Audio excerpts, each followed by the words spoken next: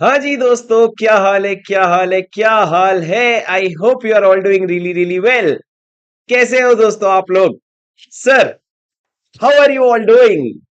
फटाफट कमेंट में बताओ कितना सारा जोश भरा है तुम्हारे अंदर। फटाफट बताओ, क्या तुम लोग आ गए हो चैट पे? फटाफट बताओ। चलो दोस्तों, हम लोग शुरू करने वाले हैं दोस्तों। गुड नाइट सर कहते हैं नलायक। दोस्तों, हम लोग शुरू करने वाले हैं सीए फाइनल का रिवीजन मैराथन, और मैं आप लोगों को आज पढ़ाने वाला हूं सबसे पहला chapter, appointment and qualification of directors. दोस्तों, अगर आप लोग ये मैराथन के लिए एक्साइटेड हो तो वीडियो को लाइक जरूर कर देना और अपने सारे दोस्तों को बता देना कि फुल्ली अमेंडेड वीडियो जो है अब आने वाले हैं इस चैनल पे, और चैनल को सब्सक्राइब जरूर कर लेना ताकि तुम लोगों से कोई भी नोटिफिकेशन छूटे नहीं। सर, ये नोट्स कहां मिलेंगे? जो पूरे अमेंडेड नोट्स है ये नीचे डिस्क्रिप्शन पे मिलेंगे। आप अगर इसको अभी ऑर्डर करेंगे तो सारी चीजें जो है वो नोट्स में आपको नए वाले नोट्स में मिलेगा। पर अगर आपके पास पुराना एडिशन कोई भी है तो टेंशन मत लो, जितने भी अमेंडमेंट है उसका वीडियो मैंने यूट्यूब पे डाल दिया है। बस इतनी मेहनत कर लेना, प्लेलिस्ट में जाके CA final paper for amendment ढूंढ लेना और आपका काम हो जाएगा। चलो दोस्तों, बिना किसी बकवास के शुरू करते, किसी दिन मेरे मुंह से निकल ही जाएगा तुमको पता है। बिना किसी बकवास के शुरू करते, appointment and qualification of board of director. Promise करो कि जब तक ये चैप्टर खत्म नहीं होता उठ के जाओगे नहीं। मैं तुमसे वादा करता हूं 1 घंटे 5 मिनट में पूरा तुम्हारा रिवीजन करवा दूंगा और एक भी चीज छूटेगा नहीं, ये मेरी गारंटी है sir. Upon exam point of view से रिवीजन करेंगे, थोड़ा फास्ट जरूर होगा, ये मैं आपको गारंटी देता हूं, पर ये वो स्पीड है जो आपको एग्जाम के पहले दिन लगेगी। तो अब ये मत सोचना अरे सर जल्दी जल्दी, धीरे धीरे धीरे धीरे तुम पढ़ लो पहले, फिर रिवीजन देख लेना अगर तुमको धीरे धीरे धीरे धीरे लग रहा है। वरना 0.75x पे भी हो सकता है, पर मजा तो तब आएगा जब ये वीडियो को तुम 1.5x पे करके देखोगे। अब सर मेरी बात सुनो, शुरू करते हैं बोर्ड ऑफ डायरेक्टर्स का chapter. Sir, board of director के चैप्टर में सबसे पहला सवाल, बोर्ड ऑफ डायरेक्टर की जरूरत क्या पड़ती है? 3 कारण होते हैं सर बोर्ड ऑफ डायरेक्टर क्यों चाहिए कंपनी को। पहला, कंपनी एक आर्टिफिशियल पर्सन होती है, कंपनी में huge number of share holders होते हैं, सारे के सारे शेयर होल्डर कंपनी चला नहीं सकते। और तीसरा, सेक्शन 149 में लिखा है, भाई ने बोला बोर्ड ऑफ डायरेक्टर रखने का तो रखने का, भाई ने बोला बापू दिखते हैं तो दिखते हैं। सर, उसके बाद मैंने आपको बोला जो डायरेक्टर होता है वो एजेंट भी होता है और ट्रस्टी भी होता है। क्या होता है? एजेंट भी और ट्रस्टी भी। एजेंट क्यों होता है सर? सर आप बोलोगे ये सब सिलेबस कहां से आया? बेटा सिलेबस में ये आईसीआई मॉड्यूल है, उसके बाहर का कुछ भी नहीं है। सर मैंने क्या बोला? एजेंट और ट्रस्टी। एजेंट क्यों? क्योंकि एजेंट के जैसा काम करता है डायरेक्टर, जो भी काम करेगा डायरेक्टर उसके लिए कंपनी बाइंड हो जाएगी। क्या हो जाएगी? कंपनी बाइंड हो जाएगी। और दूसरा सर, ट्रस्टी क्यों? Why do you call it a trustee? Because वो कंपनी के असेट्स प्रॉपर्टीज ये सारी चीजों को संभालने के लिए रिस्पॉन्सिबल है। क्या तुमको मेरी बात समझ आई? जी हाँ सर, समझ आ गई। अब सर सेक्शन 149 से शुरू करेंगे, यही एग्जाम पॉइंट ऑफ व्यू से रिलेवेंट है। सब सेक्शन 1 क्या कहते हैं? Company to have board of director. Sir board of director में सिर्फ कौन होगा? इंडिविजुअल, कोई आपका कॉर्पोरेट फर्म ये सब नहीं होंगे, सिर्फ इंडिविजुअल होंगे। मिनिमम 3 डायरेक्टर, 2 डायरेक्टर और 1 डायरेक्टर होंगे। पब्लिक कंपनी में 3, प्राइवेट में 2 और 1% कंपनी में 1। ये मिनिमम हो गया सर। मैक्सिमम कितना होगा? मैक्सिमम आपके 15 डायरेक्टर होंगे। सर 15 से ज्यादा भी रख सकते हैं क्या? जी हाँ बिल्कुल, पर आपको एसआर पास करना पड़ेगा। पर सर ये जो मैक्सिमम 15 डायरेक्टर और एसआर वाला प्रोविजन है ये अप्लाई नहीं होगा गवर्नमेंट कंपनीज को और सेक्शन 8 कंपनीज को। शर्त यह है कि इन्होंने सेक्शन 92 और 137 का कंप्लायंस कर लिया है। सेक्शन 92 और 137 का कंप्लायंस कर लिया है। उसके अलावा सर अगर आर्टिकल ऑफ एसोसिएशन चाहे तो वो एक lower limit of maximum directors बोल सकता है। मतलब क्या एओए बोल सकता है कि हमारी कंपनी में मैक्सिमम 15 नहीं 12 होंगे या 10 होंगे, वो एक लोअर लिमिट भी बता सकता है। पर क्या सर एओए ये बोल सकता है कि मेरे कंपनी में 12 नहीं, मेरे कंपनी में मैक्सिमम 20 डायरेक्टर होंगे? नहीं सर, लॉ ने मैक्सिमम बोला। लॉ ने कितना मैक्सिमम बोला? लॉ ने मैक्सिमम बोला 15, तो उससे ज्यादा नहीं बोल सकते, उससे कम बोल सकते हो। उसके बाद सर इन्होंने कहा कुछ प्रिस्क्राइब्ड क्लास ऑफ कंपनीज को एक विमेन डायरेक्टर बैठाना पड़ेगा। दोस्तों मेरे साथ याद करो सर, कौन से प्रिस्क्राइब्ड क्लास ऑफ कंपनीज? पहले तो हो गए लिस्टेड कंपनी, हर चीज की सजा किसको मिलती है? लिस्टेड कंपनी को। दूसरे अनलिस्टेड पब्लिक कंपनी जिनका paid up share capital 100 crore या उससे ज्यादा है, या फिर और टर्नओवर जिसका 300 करोड़ या उससे ज्यादा है, उनको क्या करना पड़ेगा? उनको भी विमेन डायरेक्टर अपॉइंट करना पड़ेगा। सर ये जो पेड अप शेयर कैपिटल और टर्नओवर देखोगे ये आप लेटेस्ट ऑडिटेड फाइनेंशियल स्टेटमेंट के हिसाब से देखोगे। और अगर आपके विमेन डायरेक्टर की सीट में सर, अच्छा एक और पॉइंट, हाँ ठीक है, अगर विमेन डायरेक्टर की सीट में इंटरमिटेंट वैकेंसी हो जाती है, मतलब बीच में कभी वैकेंसी हो जाती है, तो आप कब भरोगे? In the immediately next board meeting और within 3 months whichever is later, उस समय आप इंटरमिटेंट वैकेंसी भरोगे। सर अगर नई न्यू इनकॉर्पोरेटेड कंपनी है और अगर उसको विमेन डायरेक्टर का प्रोविजन एप्लीकेबल है तो उसको सर इन कॉर्पोरेशन के 6 महीने के अंदर अंदर क्या करना पड़ेगा? 6 महीने के अंदर अंदर उसको विमेन डायरेक्टर बैठाना पड़ेगा न्यूली इनकॉर्पोरेटेड कंपनी, और उसको अगर प्रोविजन एप्लीकेबल हो गया सर, इस पे क्वेश्चन नंबर 53 जरूर रेफर कर लेना। पर ये सर, ये लोगों को विमेन डायरेक्टर बैठाना पड़ता है कम से कम एक। सर विमेन डायरेक्टर रिजाइन कर दे या इंटरमिटेंट वैकेंसी हो जाए तो क्या करना पड़ेगा? In the immediately next board meeting और within 3 months, whichever is later, ये याद रखना। उसके बाद सर मैंने क्या कहा, सर क्या एक विमेन डायरेक्टर का इंडिपेंडेंट होना जरूरी है? नहीं सर, लॉ में ऐसा, कंपनीज एक्ट में ऐसा कहीं नहीं लिखा है कि विमेन डायरेक्टर का इंडिपेंडेंट होना जरूरी है। सेबी एक्ट में अगर कोई और बात लिखी है तो वो हम बाद में देखेंगे। सर उसके बाद आ जाओ रेसिडेंट डायरेक्टर। रेसिडेंट डायरेक्टर हर कंपनी में एक होना चाहिए। Mind the word, every company will have at least one resident director. Sir resident director मतलब क्या? जो उस फाइनेंशियल ईयर में 182 डेज या उससे ज्यादा स्टे करता है। एग्जैक्टली 182 डेज या उससे ज्यादा स्टे करता है। और वो 182 डेज तो अगर आप एक न्यूली इंकॉर्पोरेटेड कंपनी हो तो 182 डेज को आप प्रोपोर्शनेटली लोगे। कैसे लोगे? प्रोपोर्शनेटली लोगे। सर उम्मीद है रेसिडेंट डायरेक्टर बच्चों वाला प्रोविजन है 182 days during a financial year, याद रखना। उसके बाद सर आ जाओ इंडिपेंडेंट डायरेक्टर। मेरी बात सुनो, इंडिपेंडेंट डायरेक्टर प्राइवेट कंपनी को अप्लाई नहीं होता है। कंपनीज को 3 पार्ट में डिवाइड करो, public listed public company, unlisted public company, private company. Private company को इंडिपेंडेंट डायरेक्टर नहीं लगेगा। लिस्टेड कंपनी को कितने इंडिपेंडेंट लगेंगे sir? At least 1/3 of the total director should be independent. क्या कहा मैंने? At least 1/3 should be independent. और अनलिस्टेड पब्लिक कंपनी में सर, जो अनलिस्टेड पब्लिक कंपनी हम प्रिस्क्राइब करेंगे ना, उसमें इंडिपेंडेंट डायरेक्टर चाहिए। कौन से हमने प्रिस्क्राइब किए सर? वो कंपनी जिसका paid up share capital 10 crore या उससे ज्यादा है, या जिसका टर्नओवर 100 करोड़ या उससे ज्यादा है, या फिर वो कंपनी जिसका outstanding loan debenture deposit, sir 3 word लिखे देखो, लोन डिबेंचर डिपॉजिट 50 करोड़ से ज्यादा है। एग्जैक्टली 50 करोड़ कवर्ड नहीं है, 50 करोड़ से ज्यादा है, तो क्या हो जाएगा? उसको इंडिपेंडेंट डायरेक्टर का प्रोविजन एप्लीकेबल हो जाएगा। सर ये 3 सबसे इंपॉर्टेंट लिमिट्स है। Paid up share capital 10 crore या उससे ज्यादा, टर्नओवर 100 करोड़ या उससे ज्यादा, ये लोन डिबेंचर डिपॉजिट जो है 50 करोड़ से ज्यादा है, तो आपको क्या लगेगा? इंडिपेंडेंट डायरेक्टर का प्रोविजन एप्लीकेबल हो जाएगा। पर सर ये पेड अप शेयर कैपिटल और टर्नओवर कब का देखेंगे? लेटेस्ट ऑडिटेड फाइनेंशियल स्टेटमेंट का। उसके बाद सर ये जो प्रोविजन है ना, अगर अप्लाई भी होता है, 3 कंपनीज को हम अप्लाई नहीं होने देंगे। सबसे पहला जॉइंट वेंचर, दूसरा होली ओन सब्सिडरी, और तीसरा डोरमेंट कंपनी। जेवी डब्ल्यूओएस होली ओन सब्सिडरी, चाहे वो अनलिस्टेड पब्लिक कंपनी हो, चाहे उसका paid up share capital 20 crore क्यों ना हो, फिर भी वो तीनों में से किसी को भी इंडिपेंडेंट डायरेक्टर का प्रोविजन नहीं लगेगा। सर क्या आपको मेरी बात समझ आई? हाँ सर। अब सर उसके बाद एक प्रोविजन है जो आपको आगे चल करके सेक्शन 177 पे बेटर समझ आएगा। पर आप समझो, 149 कहता है हमको इतने इंडिपेंडेंट डायरेक्टर चाहिए। अगर 177 ये कहेगा कि हमको इतने इंडिपेंडेंट डायरेक्टर चाहिए, तो 149 कहता है फिर मेरा भी इतना ही रख लो। क्या बोला मैंने? सर 149 कहता है मेरे को इतने इंडिपेंडेंट डायरेक्टर चाहिए, मतलब मान लो 10 में से 1/3 इंडिपेंडेंट डायरेक्टर चाहिए। अब ऑडिट कमेटी कहता है मेरे को इतने इंडिपेंडेंट डायरेक्टर चाहिए, तो 149(4) कहता है फिर मेरा भी इतना ही रख लो। दोनों में से जो भी ज्यादा है उतने इंडिपेंडेंट डायरेक्टर हमको कंपनी में चाहिए। सर अगर ऑडिट कमेटी की वजह से आपको higher number of independent director चाहिए ना, तो उतना ही हायर नंबर 149(4) का भी रिक्वायरमेंट है, ऐसा मान लेना। उसके बाद सर अगर इंडिपेंडेंट डायरेक्टर का ऑफिस वेकेट हो जाता है तो same provision as women director, 3 months और immediately next board meeting whichever is later. उसके बाद सर इंडिपेंडेंट डायरेक्टर नहीं बैठाना पड़ेगा आपको। मेरी बात ध्यान से सुनना। सर आपका एक बार पेड अप शेयर कैपिटल का लिमिट ब्रीच हो गया या टर्नओवर ब्रीच हो गया तो परमानेंटली इंडिपेंडेंट डायरेक्टर बैठाओगे क्या? नहीं सर, आपका वंस एप्लीकेबल फॉरएवर एप्लीकेबल नहीं है। Once applicable, it will be applicable for 3 consecutive year, लगातार 3 साल तक। अगर आपका ना पेड अप शेयर कैपिटल का लिमिट ब्रीच हुआ, ना टर्नओवर का लिमिट ब्रीच हुआ, ना कोई और लिमिट ब्रीच होगा ना, तभी जाकर के क्या होगा, आपको डिसकंटिन्यू कर दोगे, कोई प्रॉब्लम नहीं है। उसके बाद सर लिस्टेड कंपनी का डेफिनेशन है, बहुत ज्यादा इंपॉर्टेंट नहीं है।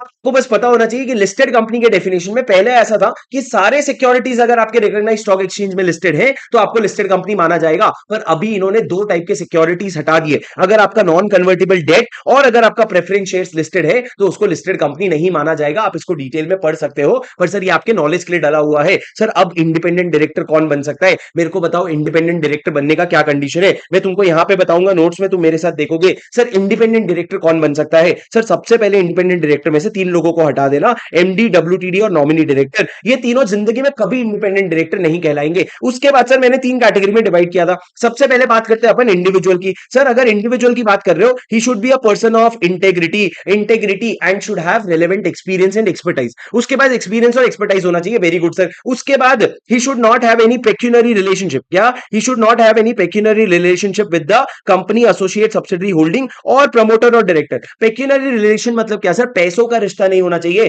किसके साथ, कंपनी एसोसिएट सब्सिडरी होल्डिंग और प्रमोटर और डायरेक्टर के साथ। सर कौन से साल में? In the current year and preceding two financial year. अब सर सुनो, ये जो पेक्यूनरी रिलेशनशिप है ना, इसमें तीन चीजें नहीं आती। अगर आप कोई transaction ordinary course of business में आर्म्स लेंथ प्राइस पे कर रहे हो, या फिर अगर कोई ट्रांजैक्शन वो इंसान के 10% ऑफ टोटल इनकम से कम है, अगर उस इंसान के 10% ऑफ टोटल इनकम से कम है, और तीसरा सर अगर उसको आप रेम्यूनरेशन दे रहे हो ना, तो उसको पेक्यूनरी रिलेशनशिप नहीं बोलेंगे। सर तीन चीजें पेक्यूनरी रिलेशन में नहीं आएगी। पहला ऑर्डिनरी कोर्स ऑफ बिजनेस में आर्म्स लेंथ प्राइस पे, दूसरा 10% ऑफ द टोटल इनकम, और तीसरा रेम्यूनरेशन अगर दे रहे हो तो वो आपका क्या नहीं आएगा, वो आपका क्या नहीं माना जाएगा, उसको आपका पेक्यूनरी रिलेशनशिप नहीं माना जाएगा। उसके बाद मैंने क्या कहा सर, तीसरा वाला आईएमपी की तरह मैंने आपको याद किया था, पी प्रमोटर। आप प्रमोटर नहीं होने चाहिए किसके सर, कैश के, या फिर आप रिलेटिव नहीं होने चाहिए किसके, प्रमोटर या डायरेक्टर के। कौन से प्रमोटर या डायरेक्टर, कैश के। तो सर ना ही आप कैश के प्रमोटर होने चाहिए, ना ही आप कैश के प्रमोटर या डायरेक्टर के रिलेटिव होने चाहिए। अगर आप कैश के प्रमोटर हो या कैश के प्रमोटर या डायरेक्टर के रिलेटिव हो तो आप क्या हो जाओगे, डिस्क्वालिफाइड हो जाओगे, वरना अदरवाइज आप एलिजिबल हो। उसके बाद सर रिलेटिव की बात करते हैं, तो रिलेटिव की बात ऐसी है कि रिलेटिव जो है वो ना सिक्योरिटीज नहीं होल्ड करना चाहिए कंपनी एसोसिएट सब्सिडरी होल्डिंग का।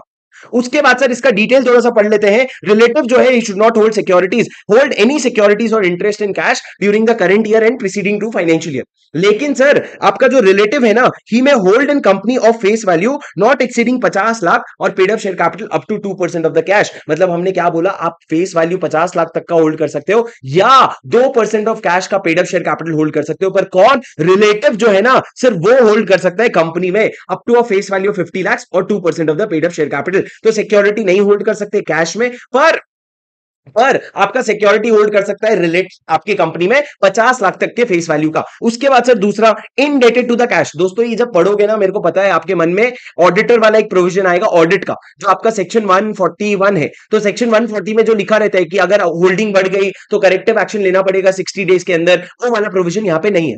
क्या बोले सर, समझा तो ठीक है, नहीं तो जाने दो। मैं कंपनीज एक्ट जो ऑडिट वाला पोर्शन है उसकी बात कर रहा था। अब मेरी बात सुनो सर, दूसरा क्या है, indebted. Indebted to cash, indebted to cash या प्रमोटर या डायरेक्टर नहीं होना चाहिए in excess of 50 lakh rupees. 50 lakh से ज्यादा का आपका इनडेटेडनेस नहीं होना चाहिए करंट ईयर में और प्रीसीडिंग टू फाइनेंशियल ईयर में। उसके अलावा सर आपने कोई गारंटी भी नहीं दिया होना चाहिए या सिक्योरिटी भी नहीं दिया होना चाहिए on favour of any third person to cash और प्रमोटर और director of an amount of 50 lakh rupees. यहां पे सर एग्जैक्टली 50 लाख कवर्ड है, यहां पे 50 लाख से ज्यादा देखना पड़ता है आपको, थोड़ा बारीकी से आप देख लो। यहां पे 50 लाख से ज्यादा होना चाहिए, पर यहां पे एग्जैक्ट 50 लाख भी कवर हो जाता है। अगर आप एग्जैक्ट 50 लाख का गारंटी दे रखे हो तो वो भी कवर हो जाता है। और any other pecuniary relationship with cash of more than equal to 2% of gross turnover और टोटल इनकम। मतलब इसके अलावा कोई भी और पेक्यूनरी रिलेशनशिप रख रहे हो ना, ग्रॉस टर्नओवर का 2% से ज्यादा या टोटल इनकम के बराबर, तो फिर सर उसको क्या माना जाएगा, उसको डिस्क्वालिफाइड माना जाएगा। सर ये चारों रिलेशन कौन रख रहे हैं, मैं खुद, मैं नहीं सर, मेरा रिलेटिव रख रहे हैं। मैं अगर इंडिपेंडेंट डायरेक्टर बनना चाहता हूं तो मेरा ये रिलेटिव जो है ये चारों में कहीं भी नहीं आना चाहिए। सर रिलेटिव का डेफिनेशन हम लोग अगले चैप्टर में डिटेल में वैसे भी पढ़ने वाले हैं, पर ये चारों में तुम कहीं पे भी नहीं फॉल करने चाहिए। उसके बाद सर बात करते हैं neither himself nor relative। अब दोनों की बात करते हैं सर, अब दोनों की बात मैं यहीं पे कर लेता हूं, मेरी बात सुनो। पहला मेरा और रिलेटिव का, we should not be key managerial person, neither me nor my relative should be a key managerial person in the company associate subsidiary holding in the current year and preceding 3 financial year. ना तो मैं ना मेरा कोई relative की managerial person या employ होना चाहिए। की मैनेजरल पर्सन तो नहीं होना चाहिए सर करेंट ईयर और 3 प्रीसीडिंग फाइनेंशियल ईयर में। पर लॉ ये कहता है रिलेटिव जो है ना वो एम्प्लॉय रहा हो सकता है पिछले 3 साल में, वो चलता है। पिछले 3 साल में एम्प्लॉय रहा हो सकता है, वो एक्सेप्शन है, वो चल जाएगा, पर अदरवाइज आप केएमपी नहीं बन सकते। उसके बाद सर आप कोई ऐसे फर्म के पार्टनर, प्रोप्राइटर या एम्प्लॉय नहीं होने चाहिए जो फर्म या तो ऑडिट की फर्म है या सीएस की फर्म है, कंपनी एसोसिएट सब्सिडरी होल्डिंग की, या फिर वो फर्म ऐसी लीगल कंसल्टिंग फर्म है जिसका 10% ऑफ ग्रॉस टर्नओवर तो हमारे कैश से आ रहा है।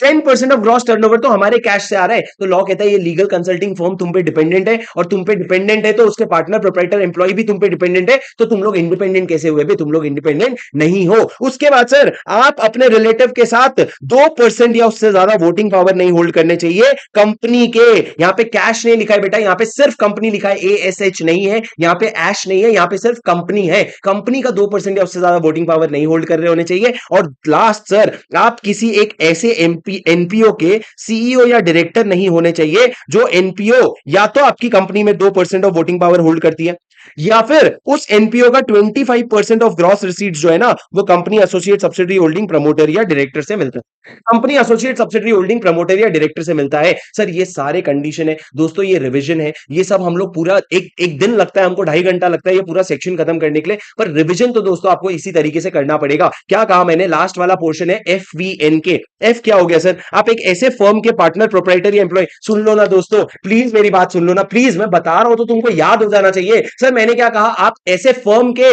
पार्टनर प्रोप्राइटर या एम्प्लॉय नहीं होने चाहिए, PPE plant property and equipment वाला पीपीई ऑफ एनी ऑडिट और कंसल्टिंग फर्म जो कैश का है, या लीगल कंसल्टिंग फर्म जिसका ग्रॉस टर्नओवर का 10% कैश से आता है। और उसके बाद सर एफ के बाद वी, वोटिंग पावर नहीं होना चाहिए आपके पास 2% ऑफ द वोटिंग पावर, 2% से ज्यादा नहीं होना चाहिए कंपनी का, इक्वल टू और मोर देन 2% नहीं होना चाहिए। तीसरा सर एन, एन क्या है आपका, एन ये हो गया, एफ वी एन के हो गया, एन ये हो गया और आपका के हो गया। एन क्या हो गया, नॉन प्रॉफिट ऑर्गेनाइजेशन के आप सीईओ या डायरेक्टर नहीं होने चाहिए जो जिसका ग्रॉस रिसीट का 25% या तो हमसे आ रहा है या फिर 2% ऑफ वोटिंग पावर वो खुद होल्ड करके बैठा है। और लास्ट सर की मैनेजरल पर्सन नहीं होने चाहिए। सर क्या आपको मेरी बात समझ आई? हाँ सर। उसके बाद मैंने आपको एक बात बोला था, ये एग्जाम का क्वेश्चन भी है, क्या मिस्टर ए को आप इंडिपेंडेंट डायरेक्टर अपॉइंट कर सकते हो सब्सिडरी कंपनी में? अगर अगर वो सब्सिडरी कंपनी में इंडिपेंडेंट डायरेक्टर है तो क्या आप उसको होल्डिंग कंपनी में भी इंडिपेंडेंट डायरेक्टर बना सकते हो? The answer is yes, there is no such restriction. हम अपने सब्सिडरी के डायरेक्टर को कहीं मना ही नहीं कर रहे, हम अपने सब्सिडरी के डायरेक्टर को कहीं मना ही नहीं कर रहे।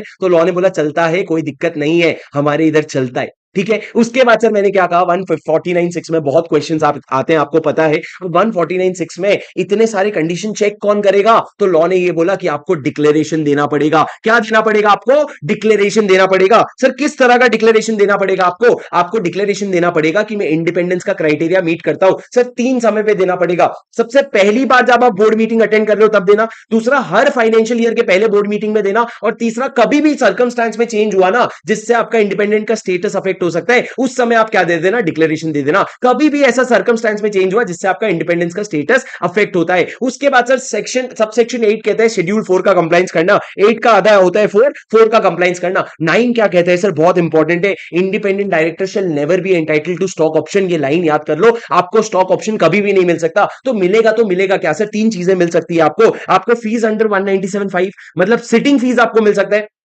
दूसरा, आपको रीइंबर्समेंट ऑफ एक्सपेंसेस मिल सकता है, आपके खर्चे का रीइंबर्समेंट मिल सकता है for participation in the meeting. और तीसरा, आपको प्रॉफिट रिलेटेड दूंगा अंशिका, प्रॉफिट रिलेटेड कमीशन दोगे, profit related commission as may be entered by the member. चलो sir, profit related commission as may be approved by the members, profit related commission as may be approved by the members, ये आपको देना पड़ेगा। उसके बाद sir, in case of no profit और inadequate profit, independent director में receive remuneration excluding fees under section 197 subsection 5 as per schedule 5। Sir independent director को अगर किसी कंपनी में इनएडिक्वेट प्रॉफिट होता है, तो पहले ये प्रोविजन नहीं था, अब अगर इनएडिक्वेट प्रॉफिट होगा तो आपको शेड्यूल 5 के हिसाब से पैसा मिल जाएगा। पर सर आपको क्या क्या चीजें मिल सकती है? फीस, रीइंबर्समेंट ऑफ एक्सपेंसेस, और तीसरा प्रॉफिट रिलेटेड कमीशन। क्या मिलेगा? तीसरा profit related commission. Profit related commission दोस्तों, मेरे को ना चैट में सिर्फ रिवीजन करते हुए देखो, इधर उधर की बातें करोगे मैं ब्लॉक कर दूंगा। प्लीज ना बच्चों, मैं डिस्ट्रैक्ट हो जाता हूं, मेरी रिक्वेस्ट है आपसे, मेरा फ्लो टूट जाता है। प्लीज ना आप लोग थोड़ा, मेरे को जो बच्चे पढ़ रहे हैं ना, तुम लोग थोड़ा चैट में रिप्लाई करो ताकि मेरे को बाकी मैसेजेस ना दिखे, मेरे को पढ़ते हुए बच्चे दिखे, ताकि मेरे को समझ आए कि मैं बोल रहा हूं तो कोई सुन रहे हैं। प्लीज ना बच्चों, कैसे कर रहे हो?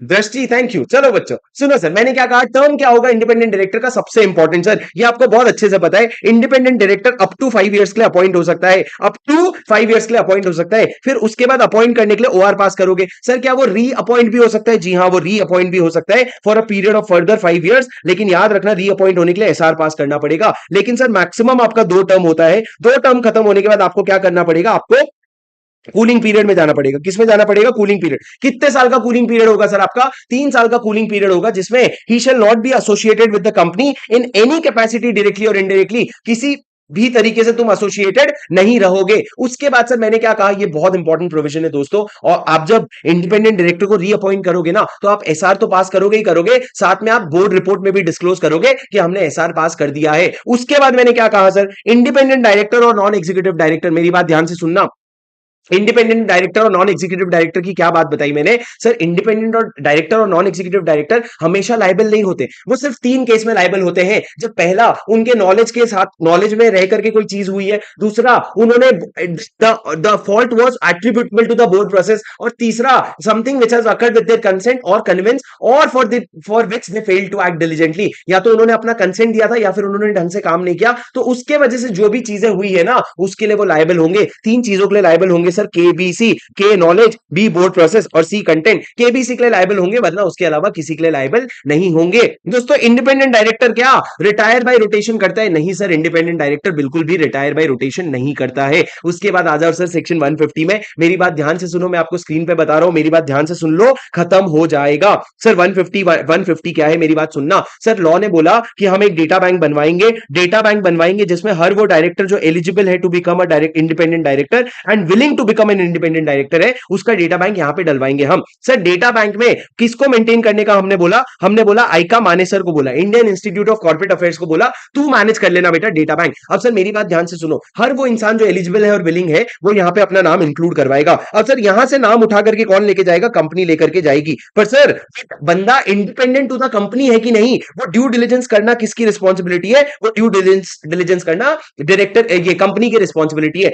सर यहां पे नाम डलवाने के लिए क्या डिन की जरूरत है? नहीं सर, डिन की जरूरत नहीं है, बिना डिन के भी आपका नाम इंक्लूड हो सकता है। उसके बाद सर मेरी बात ध्यान से सुनो, जब आप अपना नाम डलवाते हो ना, वहां पे आपके पास ऑप्शन आता है कि 1 साल के लिए डलवाएं, 5 साल के लिए डलवाएं, कि इन लाइफ टाइम के लिए डलवा सकते हो। सर अगर लाइफ टाइम के लिए डलवा लिए तो कोई प्रॉब्लम नहीं है, पर अगर आप 1 साल या 5 साल के लिए डलवाते हो ना, तो अपना नाम आपको क्या करवाना पड़ेगा? रिन्यू करवाना पड़ेगा before the expiry of the period. अगर तुम रिन्यू करवाने की इच्छा रखते हो तो आपको रिन्यू करवाना पड़ेगा। कोई बोल रहा था ना 1.5x में करके देखेंगे, बता करके देख के बता। कोई अगर देख रहा है बाद में रिकॉर्डेड तो जरा कमेंट में बताना सर ये वीडियो हम 1.5x पे देख रहे हैं, मेरे को अच्छा लगेगा। फिर मेरी बात सुनो दोस्तों, मैं आपको क्या कह रहा हूं, स्पीड स्लो जो भी है तुम अपने हिसाब से कर लो, मैं अपने फ्लो में पढ़ा रहा हूं, मेरा फ्लो अच्छा है, तुम अपना फ्लो अपने हिसाब से बना लो मेरे वीडियो को स्पीड स्लो करके। पर मेरी बात सुनो, मैंने क्या कहा सर, आप 1 ईयर या 5 ईयर्स या इनफाइनाइट पीरियड के लिए एडजस्ट करोगे और रिन्यू करवाना पड़ेगा आपको बिफोर द एक्सपायरी। सर उसके बाद मैंने आपको क्या बोला था, एक बार नाम जब आपका डेटा बैंक में अपलोड हो जाता है ना, उसके 2 साल के अंदर आपको क्या करना पड़ता है? आपको एक एग्जाम देना पड़ता है जिसका नाम है OPSAT, online proficiency self assessment test. अब मेरी बात ध्यान से सुनो sir, online proficiency self assessment test 2 साल के अंदर दोगे, कितना परसेंटेज चाहिए सर पास होने के लिए? पास होने के लिए आपको 50% चाहिए, 50% चाहिए। सर हमको ये बता दो, सीए के बच्चे कितना अटेम्प्ट लगेगा? बेटा कोई नंबर ऑफ अटेम्प्ट नहीं है, यहां पे भी धोते जाओ, देते जाओ वाला हिसाब है। Sir OPSAT online proficiency self assessment test. Sir क्या मुकेश अंबानी भी जाकर के एग्जाम देगा? नहीं बेटा, इन्होंने ओपीसैट देने से 2 तरह के लोगों को एग्जेम्प्ट किया है, एक जिनके पास 3 साल का एक्सपीरियंस है, एक जिनके पास 10 साल का एक्सपीरियंस है। सर 3 साल वाले एक्सपीरियंस वाले कौन? सबसे पहला, अगर आप डायरेक्टर या की मैनेजरल पर्सन हो बड़े बड़े कंपनीज में। बड़े बड़े कंपनीज मतलब कौन हो गए सर? इंडिया में जो लिस्टेड कंपनी है, या फिर वो अनलिस्टेड पब्लिक कंपनी जिसका पेड अप शेयर कैपिटल कितना है? 10 करोड़ या उससे ज्यादा है। उसके बाद सर इंडिया में जो बाहर के बॉडी कॉर्पोरेट है जो लिस्टेड है, या फिर उसके अलावा जो बाहर के बॉडी कॉर्पोरेट है जिसका paid up share capital $2 million से ज्यादा है, या फिर सर उसके अलावा कोई भी स्टैट्यूटरी कॉर्पोरेशन है। कोई भी अगर स्टैट्यूटरी कॉर्पोरेशन है तो वो स्टैट्यूटरी कॉर्पोरेशन को क्या करना पड़े? उस स्टैट्यूटरी कॉर्पोरेशन में अगर आप डायरेक्टर या की मैनेजरल पर्सन बन के बैठे हो 3 साल के लिए, तो आपको ये प्रोविजन का, ये ओपी सैट का एग्जाम नहीं देना पड़ेगा। सर देखो कौन कौन से लोग बच जाएंगे अगर आप लिस्टेड पब्लिक कंपनी के हो या अनलिस्टेड पब्लिक कंपनी जिसका paid up share capital 10 crore या उससे ज्यादा है, बॉडी कॉर्पोरेट जो लिस्टेड है या बॉडी कॉर्पोरेट जो अनलिस्टेड है पर paid up share capital $2 million या उससे ज्यादा है, या फिर स्टैट्यूटरी कॉर्पोरेशन। ये पांचों लोगों को क्या करना पड़ेगा सर? इनको अगर ये यहाँ पे पांचों में से कहीं पे भी डायरेक्टर या की मैनेजरल पर्सन हो 3 साल या उससे ज्यादा के लिए, तो तुमको माफी मिल जाएगी। सर मेरा टाटा मोटर में 1 साल का एक्सपीरियंस है, मैं टाटा मोटर में 2 साल का एक्सपीरियंस है, पर उसी समय जब मैं टाटा मोटर्स में 2 साल का एक्सपीरियंस ले रखा था एज ए डायरेक्टर, उसी समय on during the same time मैं अडानी अडानी एंटरप्राइज में भी काम कर रहा था। तो सर मेरा ये 2 साल और ये 2 साल मिला के 4 साल गिनेंगे क्या? नहीं सर, अगर आप एक समय पे एक से ज्यादा कंपनी में डायरेक्टर या की मैनेजरल पर्सन हो उसको एक ही गिनेंगे, और वो मैंने यहां पे लिखा है सर। क्या लिखा है मैंने यहां पे लिखा है कि अगर आप if more than one company then count once. अच्छा sir, if more than one company count once, अच्छा ऐसे ही याद कर ले हम, चलो ठीक है सर।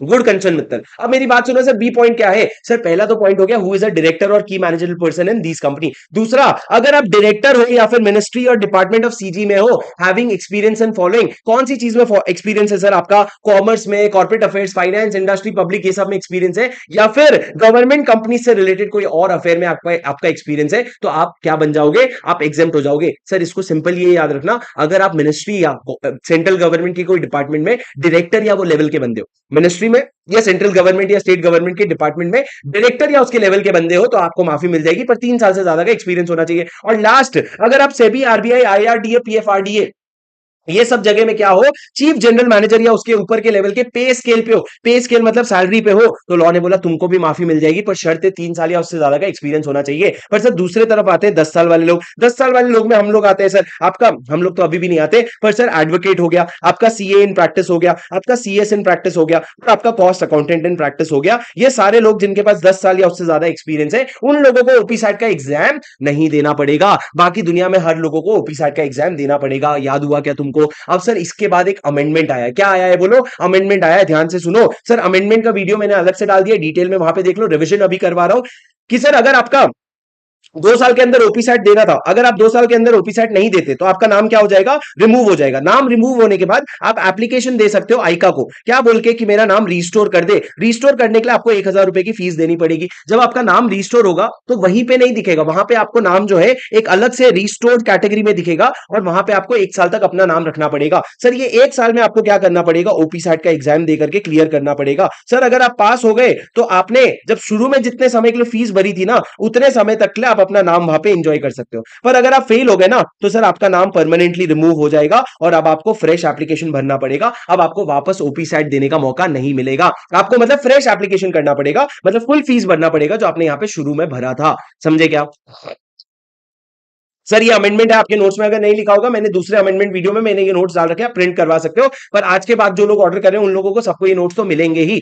सर सेक्शन 151 क्या है? सेक्शन 151 बात करते हैं appointment of director elected by the small share holders. मेरी बात सुनो, appointment of directors elected by small share holder क्या है? सर सुन लो ध्यान से मेरी बात। सर ये प्रोविजन किसको किसको एप्लीकेबल है? ये प्रोविजन लिस्टेड कंपनी को एप्लीकेबल है। लिस्टेड कंपनी में appoint a small share holder director. Sir small share holder director कैसे अपॉइंट कर सकते हो? या तो सुओ मोटो भी, या फिर आपको किसी ने एप्लीकेशन दिया। सर एप्लीकेशन कौन देंगे? Small share holder. Sir small share holder मतलब क्या होते हैं? वो लोग जो 20,000 या उसके बराबर का नॉमिनल वैल्यू होल्ड करते हैं, लेस देन और इक्वल टू 20,000। दोस्तों इसको ध्यान से देखो, तुमको एग्जाम में ये याद नहीं आएगा। 20,000 एग्जैक्ट भी होगा ना तो तुम स्मॉल शेयर होल्डर कहलाए जाओगे। तो सर स्मॉल शेयर होल्डर क्या करेंगे? कंपनी को एप्लीकेशन देंगे। अब सर स्मॉल शेयर होल्डर में कितने लोग एप्लीकेशन देंगे? या तो 1,000 स्मॉल शेयर होल्डर और 1/10 of the total small share holder, which ever is lower. जब भी एक फ्लैट नंबर आता है लोअर कर देने का, तो 1,000 स्मॉल शेयर होल्डर और 1/10 of the total small share holder application देंगे। उसके बाद सर जैसे ही एप्लीकेशन आएगा ना, ये एप्लीकेशन मीटिंग के कम से कम 14 डेज पहले आएगा। ये एप्लीकेशन में जितने लोग एप्लीकेशन दे रहे हैं उनका नेम,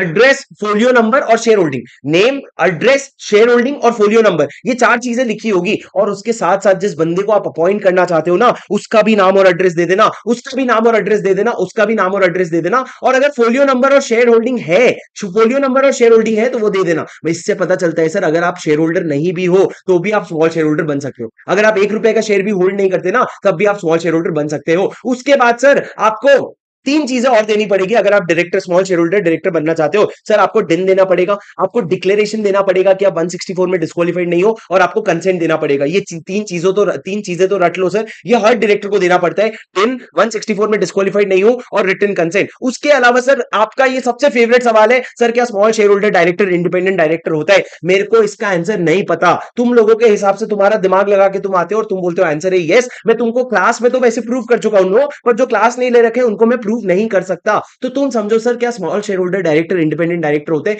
जाने दो, एग्जाम में जब ऐसा क्वेश्चन आएगा ना, आप लिख के आना small share holder director shall be considered as an independent director subject to section 196 and 149(6) and 149(7). Subject to 149(6) and 149(7). आपका मर्जी, आप ये शैल वर्ड पढ़ के खुश हो जाओ, पर सर आप ऐसा लिख देना shall be considered as independent director if eligible under section 149(6) और 149(7). सर क्या रोटेशनल होंगे? नहीं sir, these director will not be liable to retire by rotation. ये लोग रिटायर बाय रोटेशन नहीं करेंगे। सर कितने साल के लिए टेन्योर क्या होता है? 3 साल के होते हो। रीअपॉइंट हो सकते हो क्या? नहीं। उसके बाद क्या हो जाएगा सर? 3 साल का कूलिंग पीरियड आ जाएगा। 3 साल का अपॉइंटमेंट, 3 साल का कूलिंग पीरियड, फिर 3 साल का, तो पहले गर्म फिर ठंडा, फिर गर्म फिर गर्म ठंडा। पर सर इंडिपेंडेंट डायरेक्टर का क्या होता है? गर्म फिर उसके बाद आप फिर से रीअपॉइंट हो गए तो फिर से गर्म, और कूलिंग पीरियड हो गया तो ठंडा। तो उनका क्या चलता है, गरम गरम ठंडा। इनका क्या चल रहा है, गरम ठंडा गरम ठंडा। ये क्या चल रहा है सर, इनका क्या चल रहा है, ठंडा गरम नहीं पता हमको, जाने दो। मैंने क्या कहा, 3 साल के लिए अपॉइंट होते हो, उसके बाद 3 साल के लिए कूलिंग पीरियड होता है, रीअपॉइंट उस समय पे नहीं हो सकते, उसके बाद फिर से फ्रेश रीअपॉइंटमेंट हो सकता है। सर आपको अपना ऑफिस वेकेट कब करना पड़ेगा, अगर आप 164 में डिस्क्वालीफाइड हो जाते हो, 167 में ऑफिस वेकेट हो जाता है, या 149(6) वाले कंडीशन मीट करना सीज कर देते हो, बंद कर देते हो, तो आपका ऑफिस वेकेट हो जाएगा। और सर रेस्ट्रिक्शन क्या है, आप एक गिवन पॉइंट ऑफ टाइम पे, दोस्तों सुनो ना मेरी बात सुनो, आप एक गिवन पॉइंट ऑफ टाइम पे मैक्सिमम 2 कंपनी के एसएसडी बन सकते हो, और वो 2 कंपनी भी ना कंपीटिंग या कंफ्लिक्टिंग बिजनेस में नहीं होने चाहिए। वो 2 कंपनी भी कंपीटिंग या कंफ्लिक्टिंग बिजनेस में नहीं होने चाहिए। क्या आपको मेरी बात समझ आई? जी हाँ सर। ये क्या हो गया आपका, पूरा एसएसडी का प्रोविजन हो गया सर। स्मॉल शेयर होल्डर मतलब क्या, जिसका 20,000 या उससे कम का नॉमिनल वैल्यू का शेयर है। कितने लोग एप्लीकेशन देंगे, 1000 स्मॉल शेयर होल्डर और 1/10 of total small share holder which ever is lower, इतने लोग एप्लीकेशन देंगे। और सर आपको अपॉइंट होने के लिए दिन देना पड़ेगा, 164 में डिस्क्वालीफाइड नहीं हो सकते, और आपको अपना कंसेंट देना पड़ेगा। उसके बाद सर सेक्शन 152 शुरू करते हैं। मेरी बात यहीं से सुन लो ध्यान से सर। 152 क्या कहता है, सबसे पहला कहता है कि फर्स्ट डायरेक्टर कैसे अपॉइंट होगा। सर एक कंपनी में फर्स्ट डायरेक्टर कैसे अपॉइंट होता है, वो सर आपके आर्टिकल ऑफ एसोसिएशन में लिखा रहता है। आर्टिकल ऑफ एसोसिएशन में या तो फर्स्ट डायरेक्टर के आप सीधा सीधा नाम लिख दो, और अगर आप नाम नहीं लिख रहे हो तो मैनर ऑफ अपॉइंटमेंट बता दो कि किस तरीके से अपॉइंट होंगे। पर सर ये तो हो गया एओए का। उसके बाद मैंने क्या कहा, फर्स्ट डायरेक्टर अगर एओए में कुछ नहीं लिखा है तो सर आपके जो सब्सक्राइबर्स टू मेमोरेंडम होंगे ना, उनको ही फर्स्ट डायरेक्टर मान लिया जाएगा। और तो और सुनो, 1 पर्सन कंपनी के केस में जो सोल मेंबर होता है ना, वही फर्स्ट डायरेक्टर माना जाता है। ये हो गया सर आपका फर्स्ट डायरेक्टर का प्रोविजन। उसके बाद मैंने क्या कहा सर, अगर आप डायरेक्टर बनना चाहते हो तो अपॉइंट कैसे होगे sir, unless otherwise specified. Unless otherwise specified मतलब अगर हमने नहीं बताया है तब कैसे अपॉइंट होगे, आप मेरे को बताना जरा सर। अनलेस अदरवाइज स्पेसिफाइड, आप जनरल मीटिंग में ओआर पास करके अपॉइंट होगे, जनरल मीटिंग में अपॉइंट होगे बाय पासिंग अ रेजोल्यूशन। तीसरा सर, अगर आप डायरेक्टर बनना है तो आपके पास बड़ा दिन होना चाहिए। क्या होना चाहिए, बड़ा दिन होना चाहिए। दिन होने की बहुत जरूरत है, उसके बिना डायरेक्टर नहीं बन सकते। अब सर दिन, अगर आप डायरेक्टर बनना चाहते हो ना, आपके पास दिन आपको सबमिट करना पड़ेगा, और आपको डिक्लेरेशन देना पड़ेगा कि मैं 164 में क्या नहीं हूं, डिस्क्वालीफाइड नहीं हूं, तब जाके आप डायरेक्टर बन सकते हो। सर सबसेक्शन 5 क्या कहता है, मेरी बात ध्यान से सुनो दोस्तों, मेरे साथ साथ चलो प्लीज। कोई कोई रॉकेट साइंस नहीं है बेटा, रॉकेट साइंस 188 रिलेटेड पार्टी है जब अपन पढ़ेंगे,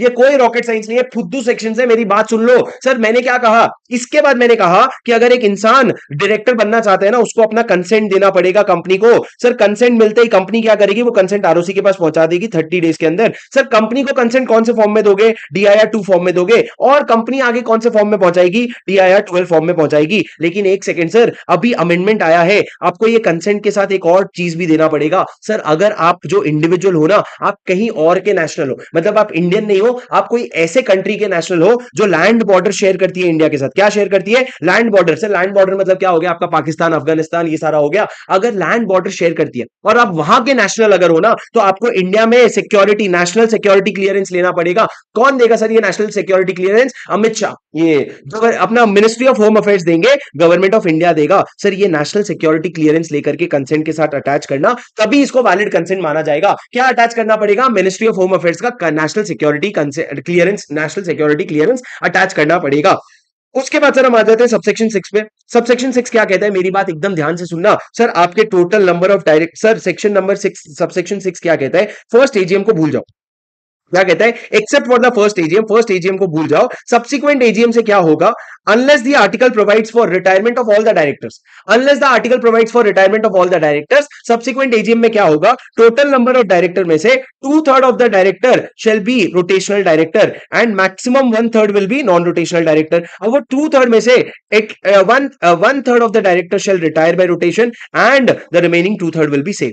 सर यहां पे जो 2/3 है ना, ये एटलीस्ट है, मतलब यहां पे आपको मिनिमम लेना पड़ेगा। तो अगर टोटल नंबर ऑफ डायरेक्टर 10 है तो यहां पे 7 आएंगे, क्योंकि आपका 6.67 को आप अपर राउंड ऑफ करोगे 7। यहां पे हमेशा अपर राउंड ऑफ होता है, पर सर जब ये 2/3 का 1/3 निकालोगे ना, तो यहां हमेशा मैथ्स राउंड ऑफ होता है। मैथ्स राउंड ऑफ मतलब क्या, 2.3 को 2 बोलोगे और 2.67 को 3 बोलोगे, मैथ्स राउंड ऑफ होता है। पर यहां पे ऊपर 2.3 को भी आप क्या बोलोगे, 3 बोलोगे, क्योंकि यहां पे वर्ड क्या यूज हो रखा है, एटलीस्ट। क्या वर्ड यूज होगा है एटलीस्ट। तो मैंने क्या कहा, टोटल नंबर ऑफ डायरेक्टर का 2/3 रोटेशनल डायरेक्टर बनेंगे और मैक्सिमम 1/3 क्या बनेंगे, नॉन रोटेशनल डायरेक्टर बनेंगे। अब सर रिटायर कौन होगा, और director who is appointed in general meeting can retire in general meeting. Sir कोई डायरेक्टर अगर जनरल मीटिंग में अपॉइंट ही नहीं हुआ है तो वो जनरल मीटिंग में रिटायर ही नहीं होगा। तो इस तरीके से सर आप कैलकुलेशन करोगे। सवाल ये है सर रिटायर कौन होगा, सर रिटायर वो होगा जो लॉन्गेस्ट इन द ऑफिस है, जो सबसे पुराना है ऑफिस में। पर सर अगर मान लो दो डायरेक्टर एक ही दिन अपॉइंट हुए हैं तो डिसाइड कैसे होगा, तो लॉ ने बोला सबसे पहले तुम म्यूचुअल अग्रीमेंट से डिसाइड कर लो। अगर तुम म्यूचुअल अग्रीमेंट से डिसाइड कर लेते हो तो वेरी गुड, पर अगर तुम म्यूचुअल अग्रीमेंट से डिसीजन नहीं ले पाते हो ना, तो हम लोग लॉटरी निकालेंगे और डिटरमाइंड बाय लॉट, मतलब हम लॉटरी निकाल करके डिसाइड करेंगे कि कौन चलता बनेगा, पर हम डिसाइड करके चलता बनेगा बोल के भेज देंगे। सर ये क्या हो गया आपका टोटल 152 सबसेक्शन 6 हो गया। पर सर इसमें बहुत बारीकियां हैं, सुन लो, समझाऊंगा नहीं सुनाऊंगा, मेरी बात सुन लो। Sir total number of director में दो तीन लोग आते हैं, टोटल नंबर ऑफ डायरेक्टर में तीन लोग नहीं आते हैं कभी भी। सर इंडिपेंडेंट डायरेक्टर कभी भी नहीं आता, क्यों, क्योंकि आपका 149(13) में लिखा हुआ है कि इंडिपेंडेंट डायरेक्टर टोटल डायरेक्टर में नहीं आता है। दूसरा कौन नहीं आता है दोस्तों, दूसरा आपका नॉमिनी डायरेक्टर नहीं आता है जिसको पब्लिक फाइनेंशियल इंस्टीट्यूशन ने अपॉइंट किया है, और तीसरा वो नॉमिनी डायरेक्टर नहीं आता है जिसको एलआईसी ने अपॉइंट किया है। क्यों सर, क्योंकि एलआईसी एक्ट में लिखा हुआ है कि हमारे डायरेक्टर रिटायर नहीं करते। सर ये पब्लिक फाइनेंशियल इंस्टीट्यूशन को जो गवर्न करता है उसमें लिखा है हमारे डायरेक्टर रिटायर नहीं करते, तो आप उनको टोटल नंबर ऑफ डायरेक्टर में लेना ही मत। पर सर कोई अगर नॉमिनी डायरेक्टर है जो अग्रीमेंट वगैरह से आया है तो लॉ कहता है फिर तो उसको टोटल नंबर ऑफ डायरेक्टर में तो लेगा, पर ये दोनों को नहीं लेना। उसके बाद सर मैंने क्या कहा, नॉन रोटेशनल डायरेक्टर में कौन आता है, सर नॉन रोटेशनल डायरेक्टर में वो डायरेक्टर आते हैं जिनको बोर्ड अपॉइंट करता है, जैसे कि आपका ऑल्टरनेट डायरेक्टर हो गया, या जैसे कि आपका कैजुअल वैकेंसी वाला डायरेक्टर हो गया, या फिर सर आपका नॉमिनी डायरेक्टर हो गया। ये सारे कहां पे आते हैं, नॉन रोटेशनल डायरेक्टर में आते हैं, मतलब वो डायरेक्टर जिसको बोर्ड ने अपॉइंट किया है। अच्छा मेरे को बताओ एमडी और डब्ल्यूटीडी ये क्या रोटेशनल होते हैं कि नॉन रोटेशनल होते हैं, तो सर वो कुछ भी हो सकते हैं, डिपेंड करता है उनके टर्म्स ऑफ अपॉइंटमेंट में। जो आपने उनके अग्रीमेंट में लिखा है रोटेशनल लिखा है तो रोटेशनल, नॉन रोटेशनल लिखा है तो नॉन रोटेशनल। ये सर हो गया आपका रिटायरमेंट वाला प्रोविजन। ये देखो सर इस बार मैंने नोट्स में प्यारा डाला है, total number of directors rotational 1/3, उसमें जो 1/3 है वो रिटायर करेंगे। कैसे रिटायर करेंगे सर, फीफो बेसिस पे, मतलब लॉन्गेस्ट इन द ऑफिस, और अगर सेम डे अपॉइंट हुआ है तो म्यूचुअल अग्रीमेंट से या फिर आप लॉटरी से डिटरमाइन करोगे। Sir total number of director में, मतलब ये जो 10 का लिमिट है उसमें आप तीन लोगों को, चार लोगों को इंक्लूड नहीं करोगे। इंडिपेंडेंट डायरेक्टर, वो नॉमिनी डायरेक्टर जिसको फाइनेंशियल इंस्टीट्यूशन ने अपॉइंट किया which is setup under act और पार्लियामेंट, और वो नॉमिनी डायरेक्टर जिसको एलआईसी एक्ट के अंडर अपॉइंट कर रहे हैं। पर सर एक और जना भी नहीं आता है, ऑल्टरनेट डायरेक्टर। मैंने ये गड़बड़ किया है यहाँ पे, नॉन रोटेशनल में ऑल्टरनेट डायरेक्टर नहीं आएगा, क्यों, क्योंकि नॉन रोटेशन सर उसको टोटल नंबर ऑफ डायरेक्टर में इंक्लूड नहीं करोगे आप, ऑल्टरनेट डायरेक्टर को तो टोटल नंबर ऑफ डायरेक्टर में इंक्लूड नहीं करोगे। और ऐसा एक क्वेश्चन भी है आपकी क्वेश्चन बैंक में। उसके बाद sir total number of director में कौन जरूर से इंक्लूड होंगे, अगर कोई नॉमिनी डायरेक्टर है जिसको फाइनेंशियल इंस्टीट्यूशन ने नहीं भेजा है, या फिर कोई डायरेक्टर 161 में अपॉइंट हो रखा है तो उसको आप इंक्लूड करोगे, लेकिन ऑल्टरनेट डायरेक्टर को इंक्लूड नहीं करोगे। उसके बाद सर जो डायरेक्टर जनरल मीटिंग में अपॉइंट हुआ है सर वही रिटायर कर सकता है, और सर डायरेक्टर जो 161(4) में अपॉइंट हुआ है कैजुअल वैकेंसी वाला वो भी नॉन रोटेशनल कहलाएगा। और एमडी के एमपी सर रोटेशनल होंगे कि नॉन रोटेशनल वो उनके टर्म्स पे डिपेंड करेगा। उसके बाद सर मेरी बात ध्यान से सुनो, उसके बाद मैंने क्या कहा, सर आप 152(6) में रिटायर तो कर जाते हो, पर रिटायर करने के बाद तीनों में से कोई एक चीज करना पड़ेगा, या तो तुम रिटायरिंग डायरेक्टर को रीअपॉइंट कर दो, या फिर तुम नए डायरेक्टर को अपॉइंट कर दो, या एक्सप्रेसली रिजॉल्व कर दो कि हम ये वैकेंसी नहीं भरेंगे, हमको जरूरत नहीं है, हम ये वैकेंसी नहीं भरेंगे। तीनों में से कुछ तो भी करना पड़ेगा। अगर नहीं किया ना तो तुम्हारी मीटिंग हो जाएगी एडजर्न। एडजर्न कब के लिए होगी सर, सेम टाइम सेम जगह next week, same time same place same day, but next week आपका मीटिंग एडजर्न हो जाएगा। उस दिन अगर नेशनल हॉलीडे है तो उसका immediately next day which is not a national holiday उसमें आपको मीटिंग एडजर्न करना पड़ेगा। सर एडजर्न मीटिंग में भी ये तीनों में से कुछ एक करना पड़ेगा। तीनों में से कुछ भी नहीं किया ना तो आपका मीटिंग वापस से क्या एडजर्न नहीं होगा। अब आपका मीटिंग क्या होगा, अब जो डायरेक्टर रिटायर हो रहे थे ना उनको आप ऑटोमेटिकली रीअपॉइंट कर दोगे, जो लोग रिटायर हो रहे थे उनको आप वापस ऑटोमेटिकली रीअपॉइंट कर दोगे। पर सर 5 ऐसे केसेस हैं जहां पे ऑटोमेटिक रीअपॉइंटमेंट नहीं होते। उसका शॉर्टकट मैंने आपको बताया था सर, LWR 164 162। सर एल क्या है, लॉस्ट। अगर हमने उनको पहले अपॉइंट करने की कोशिश की थी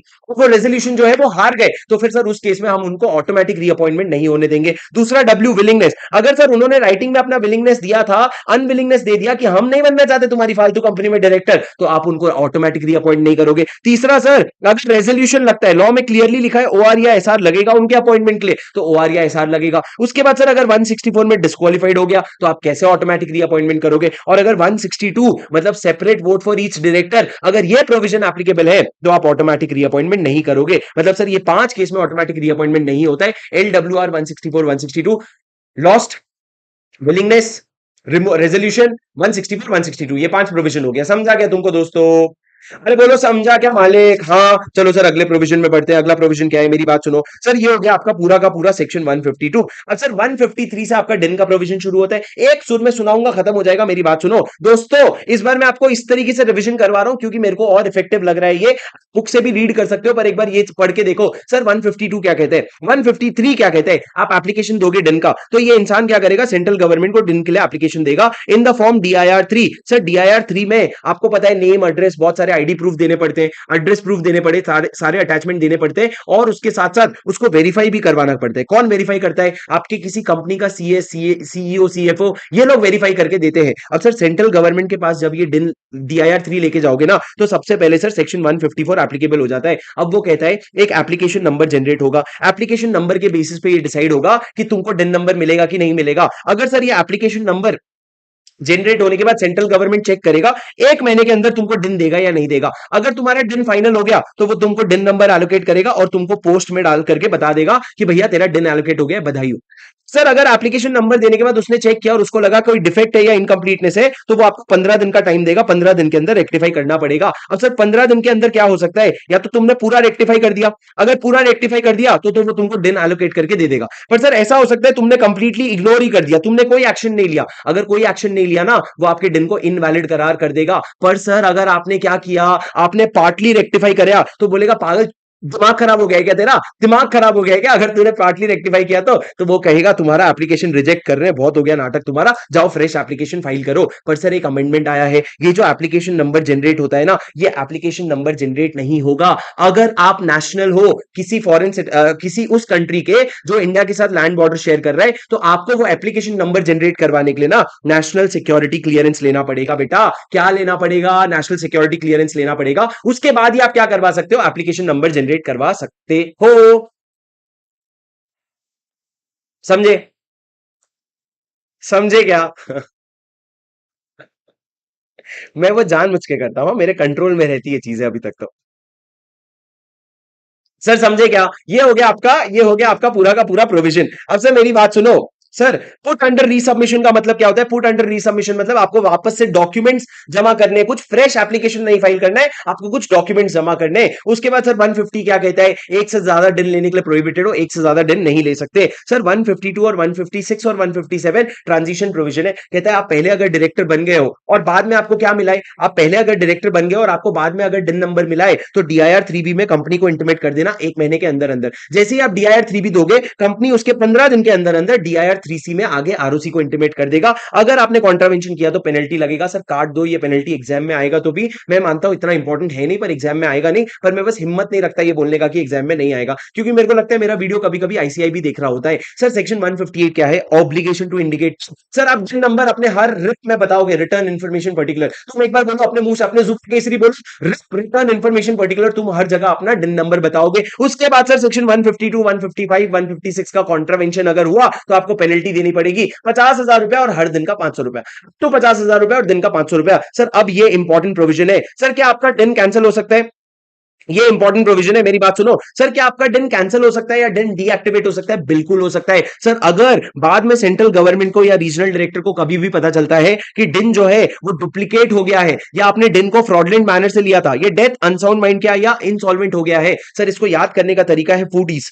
फूडीज FUDDIS। सर एफ क्या है, फ्रॉडलेंट तरीके से लिया है, यू क्या है, अनसाउंड माइंड के हो गए, डी क्या है, एक में डेथ हो गया, एक में आप डुप्लीकेट हो गया डिन उसका, आई क्या है, इंसॉल्वेंट हो गए, और एस क्या, अगर सामने वाले ने डिन सरेंडर कर दिया फॉर्म DIR 5 डाल के। सर क्या डाल के? फॉर्म DIR 5 डाल के डिन अगर सरेंडर हो गया है तो सर जब आप सरेंडर कर रहे हो ना आपको एक डिक्लेरेशन देना पड़ेगा कि DIN has never been used for filing any document, तभी आप सरेंडर कर सकते हो। और उस केस में क्या होगा सर, उस केस में क्या होगा, FUDDIS, उस केस में आपका डिन कैंसिल या डीएक्टिवेट हो जाएगा। सर कभी कभी ना आपने DIR 3 फाइल किया था, मान लो DIR 3 में आपने कोई इन्फॉर्मेशन दे दिया था जो अब रेलेवेंट नहीं है या चेंज हो गया, मान लो आपने डालते हुए जेंडर मेल डाला था, बाद में आपने कुछ करवाया आप जेंडर फीमेल हो गया, तो आपको इंटीमेट करना पड़ेगा सीजी को कि हाँ भाई बदल लिया है जेंडर। तो सर आप कितने दिन में इंटीमेट करोगे? 30 दिन के अंदर बाय फाइलिंग है DIR 6। सर सीजी वेरीफाई करेगा अपने हिसाब से। एक बार वेरीफाई हो जाने के बाद सीजी बताएगा एप्लीकेंट और ROC को भी कि हमने ये चेंजेस कर दिए हैं। उसके बाद सर मेरी बात सुनो, director also to intimate above changes in DIN to company within 15 days of such change. आपको 15 डेज ऑफ सच चेंज में आपको क्या करना पड़ेगा, इंटीमेट करना पड़ेगा। ये सारी चीजें हो गई सर। अब section 160 right of a retiring director, right of a director other than retiring director to stand for directorship. हाँ रहेगा राहुल, तेरे स्पैम करने से मैं चैनल से ब्लॉक कर दूंगा। सुनो मेरी बात सर, मेरी बात सुनो ना सर। सर मैंने क्या कहा, सेक्शन 160 बहुत इंपॉर्टेंट है बेटा। सेक्शन 160 मेरी बात ध्यान से सुनना। Right of a director other than retiring director to stand for directorship. Sir अगर ये इंसान है, इसको अगर रिलायंस इंडस्ट्री में डायरेक्टर बनना है तो इसको खुद को एप्लीकेशन देना पड़ेगा या इसके बिहाफ में कोई मेंबर एप्लीकेशन देगा, या खुद एप्लीकेशन देगा या उसके बिहाफ में कोई मेंबर एप्लीकेशन देगा। मेंबर कौन सर, जो रिलायंस का मेंबर है, ये एप्लीकेशन देगा, उसके साथ साथ डिपॉजिट देगा कि मैं कंपनी का डायरेक्टर बनना चाहता हूं। सर ये एप्लीकेशन आप कितने दिन पहले दोगे, जनरल मीटिंग के कम से कम 14 डेज पहले दोगे। सर ये डिपॉजिट कितना दोगे, आप 1 लाख रुपए का डिपॉजिट दोगे और फिर रिलायंस को दोगे। जैसे ही रिलायंस के पास ये एप्लीकेशन आएगा, रिलायंस लेकर के इसको चला जाएगा मेंबर्स के पास। कैसे भेजोगे सर, आप इंडिविजुअल नोटिस भी भेज देना, साथ में कंपनी के वेबसाइट पे भी डाल देना। पर सर अगर आप इंडिविजुअल नोटिस नहीं भेज पा रहे हो ना, तो न्यूज़पेपर में डाल देना, पर वेबसाइट में तो डालना जरूरी है। इंडिविजुअल नोटिस अगर नहीं भेज पा रहे हो ना, तो न्यूज़पेपर में डाल देना, पर सर न्यूज़पेपर में डालने के बाद भी वेबसाइट में डालना तो जरूरी है। इस तरीके से आप मेंबर को इंटीमेट कर दोगे कम से कम मीटिंग के 7 दिन पहले। अब मेरी बात सुनो सर, ये जो डिपॉजिट आप दे रहे हो 1 लाख रुपए का, क्या ये रिफंड हो जाएगा? हाँ सर ये रिफंड हो जाएगा अगर इस इंसान जिसको हमने नॉमिनेट किया है, जिसका हमने नाम दिया है, या तो वो इलेक्ट हो जाता है या उसको 25% से ज्यादा तो भी वोट मिलते हैं। सर टोटल वैलिड वोट का 25% से तो भी ज्यादा अगर मिलता है तो भी उसके पैसे रिफंड हो जाएंगे। पर सर अब हमारा लॉ का गेम शुरू होता है एक्सेप्शन का। सर डिपॉजिट की बात करते हैं। डिपॉजिट जनरली तो 1 लाख रुपया होता है, पर सर कुछ केसेस में जीरो डिपॉजिट होता है, मतलब नो डिपॉजिट इज रिक्वायर्ड। पहला अगर आप इंडिपेंडेंट डायरेक्टर को अपॉइंट करने की बात कर रहे हो, दूसरा अगर नॉमिनेशन रेम्युनरेशन कमेटी रिकमेंडेशन दे रहा है, और तीसरा जिस कंपनी को एनआरसी एप्लीकेबल नहीं है उस कंपनी का बोर्ड अगर क्या दे रहा है, उस कंपनी का बोर्ड अगर रिकमेंडेशन दे रहा है, तो तीनों केसेस में आपका डिपॉजिट जीरो हो जाएगा। सर कहीं पे डिपॉजिट 10,000 रुपए भी हो जाता है। 10,000 रुपए का डिपॉजिट कहां पे है सर, निधि कंपनी के केस में हमने बोला डिपॉजिट निधि से ज्यादा नहीं ले सकते यार। निधि से कैसे ज्यादा लेंगे, निधि से हम सर 10,000 रुपए लेंगे बेटा, और वो भी अगर तुम्हारा इलेक्ट हो गए या 25% से ज्यादा वोट आ गया तो तुम्हारे पैसे रिफंड कर देंगे। अब सर रिफंड की बात आती है, रिफंड आप इस समय करोगे जब इलेक्ट हो जाए या 25% से ज्यादा वोट मिल जाए। इसका कोई एक्सेप्शन है क्या? अरे बिना एक्सेप्शन के लॉ अधूरा है बेटा। सेक्शन 8 कंपनी में अगर आपका रिफंड जो है, सेक्शन 8 कंपनी में बोर्ड ऑफ डायरेक्टर को पावर दे दिया है कि बोर्ड ऑफ डायरेक्टर तो अपने डिस्क्रिप्शन के हिसाब से रिफंड कर सकता है। अगर 25% या उससे कम वोट भी आए ना,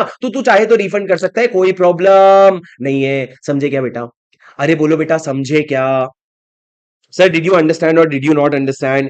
सर डिड यू अंडरस्टैंड और did you not understand? Sir ये पूरा प्रोविजन कवर हो गया। और लास्ट में मैं आपको बताना चाहता हूं, ये प्रोविजन 3 तरह के कंपनीज को अप्लाई नहीं होगा। प्राइवेट कंपनी, 100% गवर्नमेंट कंपनी और उनके सब्सिडरीज, और तीसरा सेक्शन 8 कंपनी जो बैलेट से इलेक्शन करने के लिए लिखे हुए हैं अपने यूए में। सर 3 कंपनीज को अप्लाई नहीं होगा, प्राइवेट कंपनी, गवर्नमेंट कंपनी और वो सेक्शन 8 कंपनी जो बैलेट से इलेक्शन कर रहे हैं, उनको भी एप्लीकेबल नहीं होगा। उसके बाद सर हमने सेक्शन 161 पढ़ा। सर सेक्शन 161 क्या है, मेरी बात ध्यान से सुनो। सर सेक्शन 161 क्या कहते हैं, 4 तरह के डायरेक्टर के बारे में बात करता है। सर सबसे पहला हो गया एडिशनल डायरेक्टर। ध्यान से सुनना, एक एक कॉन्सेप्ट खत्म हो जाएगा, तुमको पता भी नहीं चलेगा। सर 161 सबसेक्शन 1 क्या कहते हैं? मेरे को बुक की जरूरत नहीं है भाई, मेरे को अभी रटा गया है पूरा। मेरी बात सुनो तुम। सर सेक्शन कहता है, बुक कहां है सर आपका? सुनो, मेरे को नहीं चाहिए, मेरी बात सुनो। सर सेक्शन 161 सबसेक्शन 1 क्या कहता है? सर एडिशनल डायरेक्टर क्या होता है?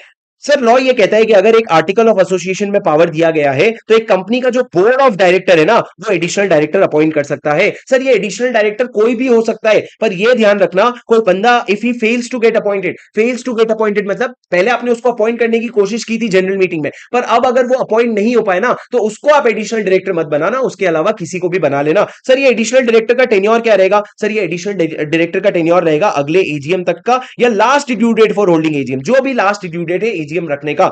उसके बाद सर मैंने क्या कहा, मेरी बात ध्यान से सुनना। सर ये जो आपने अपॉइंटमेंट करा ना, या बोर्ड मीटिंग से भी कर सकते हो, या रेजोल्यूशन बाय सर्कुलेशन से भी कर सकते हो। बोर्ड मीटिंग से भी कर सकते हो, या रेजोल्यूशन बाय सर्कुलेशन से भी कर सकते हो। सर ये हो गया आपका additional director. Sir additional director का इतना ही प्रोविजन है। उसके बाद सर आ जाओ आपके ऑल्टरनेट डायरेक्टर पे। ऑल्टरनेट डायरेक्टर क्या होता है सर? अगर एक कंपनी का जो ओरिजिनल डायरेक्टर है वो अगर इंडिया के बाहर जाता है 3 महीने या उससे ज्यादा, तो कंपनी जो है ना, ओरिजिनल डायरेक्टर के बदले में एक ऑल्टरनेट डायरेक्टर अपॉइंट कर सकता है। याद रखना, ये ऑल्टरनेट डायरेक्टर ओरिजिनल डायरेक्टर का प्रॉक्सी कभी नहीं होता है, कभी भी प्रॉक्सी नहीं होता है। उसके बाद मैंने क्या कहा सर, उसके बाद मैंने ये कहा कि ऑल्टरनेट डायरेक्टर का टेन्योर क्या रहता है, वो तब तक रहता है जब तक ओरिजिनल डायरेक्टर लौट नहीं आता या फिर ओरिजिनल डायरेक्टर का टेन्योर खुद खत्म नहीं हो जाता, तब तक ये रहता है, इसका टेन्योर तब तक का रहता है। अब सर सवाल ये है कि ऑल्टरनेट डायरेक्टर कौन नहीं बन सकता? अगर आप कंपनी में ऑलरेडी डायरेक्टर हो या फिर आप कंपनी में किसी और के लिए ऑल्टरनेट डायरेक्टर हो, तो दोबारा से आप ऑल्टरनेट डायरेक्टर नहीं बन सकते। मैंने आपको क्लास में समझाया था कि अगर टाइगर बाहर जा रहा है ओरिजिनल डायरेक्टर, तो एंड्रयू टाटे, काटे कौन, वो दिशा पटनी का नया वाला, वो उसको भी तुम ऑल्टरनेट डायरेक्टर बना सकते हो, पर वो टाइगर का प्रॉक्सी नहीं है, समझा? वो अपनी खुद की मर्जी से कर रहा है डायरेक्टरशिप। क्या सोच रहे हो तुम लोग? उसके बाद सर मैंने क्या कहा, उसके बाद सर अगर एक ओरिजिनल डायरेक्टर इंडिपेंडेंट डायरेक्टर है ना, तो उसके बदले में जो ऑल्टरनेट डायरेक्टर आ रहे हैं उसको भी 149(6) का कंप्लायंस करना पड़ेगा। सर इतना ही प्रोविजन है आपके ऑल्टरनेट डायरेक्टर का, और ऑल्टरनेट डायरेक्टर खत्म हो जाता है। पर सर ऑल्टरनेट डायरेक्टर अपॉइंट करने का पावर कौन दे रहा है? या तो आर्टिकल ऑफ एसोसिएशन से ले लो, या फिर अगर नहीं है ना तो आप ओआर पास करके भी पावर ले सकते हो। अगर शेयर होल्डर ने ओआर पास करके बता दिया तो भी आप ऑल्टरनेट डायरेक्टर बन सकते हो। अब सर उसके बाद मेरी बात सुनो, अब आ जाते हैं नॉमिनी डायरेक्टर पे।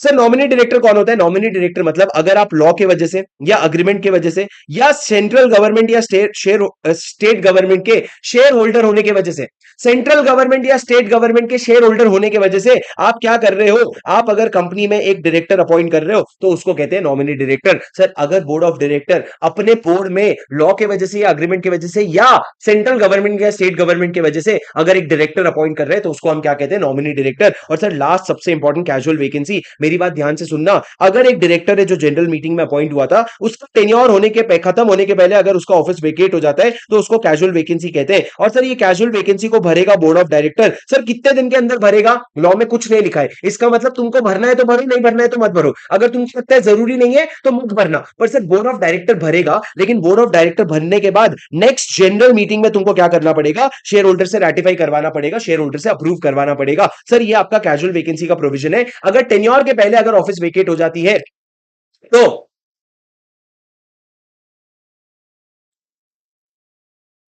कोई बात नहीं रवि, प्रिंट करवा ले बाबा, इतना भी बड़ी बात नहीं है, मेरे को लिखना पड़ रहा है, तेरी भी पढ़ाई है भाई थोड़ी सी, समझ रहे हैं ना? सुनो मेरी बात, अगर आईसीआई कल को अमेंडमेंट निकालेगा तो मैं थोड़ी बेटा तुमको जादू से ऐसा करके दे दूंगा, तुमको मेहनत तो करनी पड़ेगी दोस्त थोड़ी सी, सुने ना, समझे ना? प्लीज बेटा थोड़ा सा कर लो ना, प्लीज थोड़ा सा, तुम्हारी भी पढ़ाई है ना बेटा, मेरी जिम्मेदारी है माना, पर तुम्हारी भी तो मुझसे ज्यादा जिम्मेदारी है ना। सर नॉमिनी डायरेक्टर हो गया, कैजुअल वैकेंसी के भी सारे पॉइंट्स कवर हो गए। सर ये कैजुअल वैकेंसी का एक चीज इंपॉर्टेंट है सर, यहाँ पे जो डायरेक्टर अपॉइंट हुआ ये ऑफिस कब तक होल्ड करेगा? सर ये बचे हुए समय के लिए होल्ड करेगा। किसके लिए? बचे हुए समय के लिए होल्ड करेगा, फॉर द रिमेनिंग पीरियड। जब ओरिजिनल डायरेक्टर अगर रहता तो वो जब तक ऑफिस में बैठा रहता तब तक ये ऑफिस में बैठा रहेगा। दोस्तों क्या तुमको समझ में आया? पर सर एक बात याद रखना, सर सेक्शन 4 में कैजुअल वैकेंसी भरने का पावर दे कौन रहा है? सर यहाँ एओए या ऑर्डिनरी रेजोल्यूशन नहीं दे रहा है, यहाँ पावर सीधा सीधा कहां से आ रहा है? लॉ से आ रहा है। कहां से पावर आ रहा है? लॉ से पावर आ रहा है। और एक और बात याद रखना, अगर मैं आपको बात करूं रेजोल्यूशन बाई सर्कुलेशन की, देखो जो बोर्ड मीटिंग में आप अपॉइंट करते हो ना, ये बोर्ड मीटिंग में जो अपॉइंट करते हो ना, तो रेजोल्यूशन हर जगह आरबीसी से पास हो सकता है, लेकिन कैजुअल वैकेंसी भरने की जब बात आई ना तो आपको बोर्ड मीटिंग के लिए मिलना पड़ेगा, आप उसको रेजोल्यूशन बाय सर्कुलेशन से अपॉइंट नहीं कर सकते। ये दो पॉइंट याद रखना क्योंकि ये आपके एमसीक्यू में आने के चांसेस रखता है। अब सर उसके बाद 162 क्या कहता है? बहुत आसान है सर, मैं आपको बहुत आसान है, बहुत बेसिक तरीके से बताऊंगा। लॉ ये कहता है कि अगर आप अलग अलग डायरेक्टर अपॉइंट कर रहे हो ना, हर डायरेक्टर के लिए आप क्या करो, आप हर डायरेक्टर के लिए अलग अलग रेजोल्यूशन पास करोगे, separate resolution for each director. पर अगर आप चाहते हो सारे डायरेक्टर्स को एक ही रेजोल्यूशन से अपॉइंट करना, तो ये रेजोल्यूशन पास करने के पहले आपको एक और रेजोल्यूशन पास करना पड़ेगा, जिसमें आपको शेयर होल्डर से कंसेंट लेना पड़ेगा कि भाई हम एक मिला करके सारे डायरेक्टर को अपॉइंट करने का रेजोल्यूशन पास करने वाले हैं।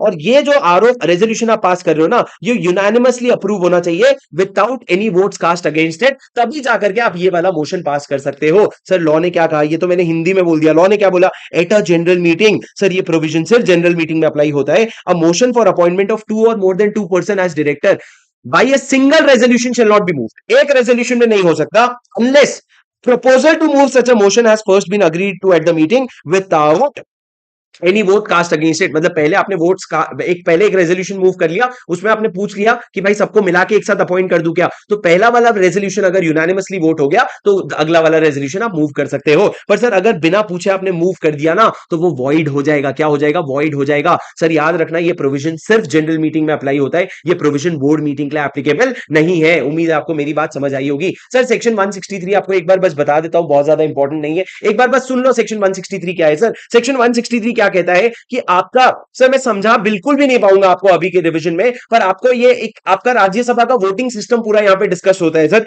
यहां पे मैंने क्या कहा, सेक्शन 163 क्या कहता है, option to adopt proportional representation, ये एक मेथड है, ये एक वो मेथड है जिससे माइनॉरिटी शेयर होल्डर को बचाया जाता है। तो सर ये वाला जो प्रोविजन है ना पूरा एक्ट को ओवरराइड करता है और ये कहता है कि एओए में आप ऐसा लिख सकते हो कि appointment of not less than 2/3 of the total director, मतलब कम से कम 2/3 डायरेक्टर जो है ना they will be appointed by proportional representation. Proportional representation में दो मेथड का नाम इन्होंने लिख दिया है सर, सिंगल ट्रांसफरेबल वोट और क्यूमुलेटिव वोटिंग सिस्टम।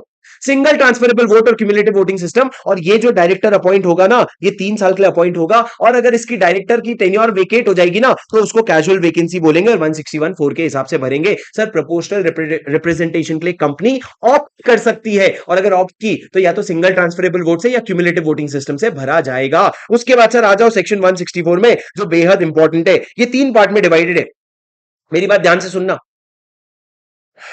दोस्तों, वीडियो लाइक जरूर कर देना अगर तुमको ये मजा आया ना, वीडियो लाइक जरूर कर देना प्लीज यार, मेरे को बोलना ना पड़े, तुम लोग वीडियो लाइक जरूर कर देना।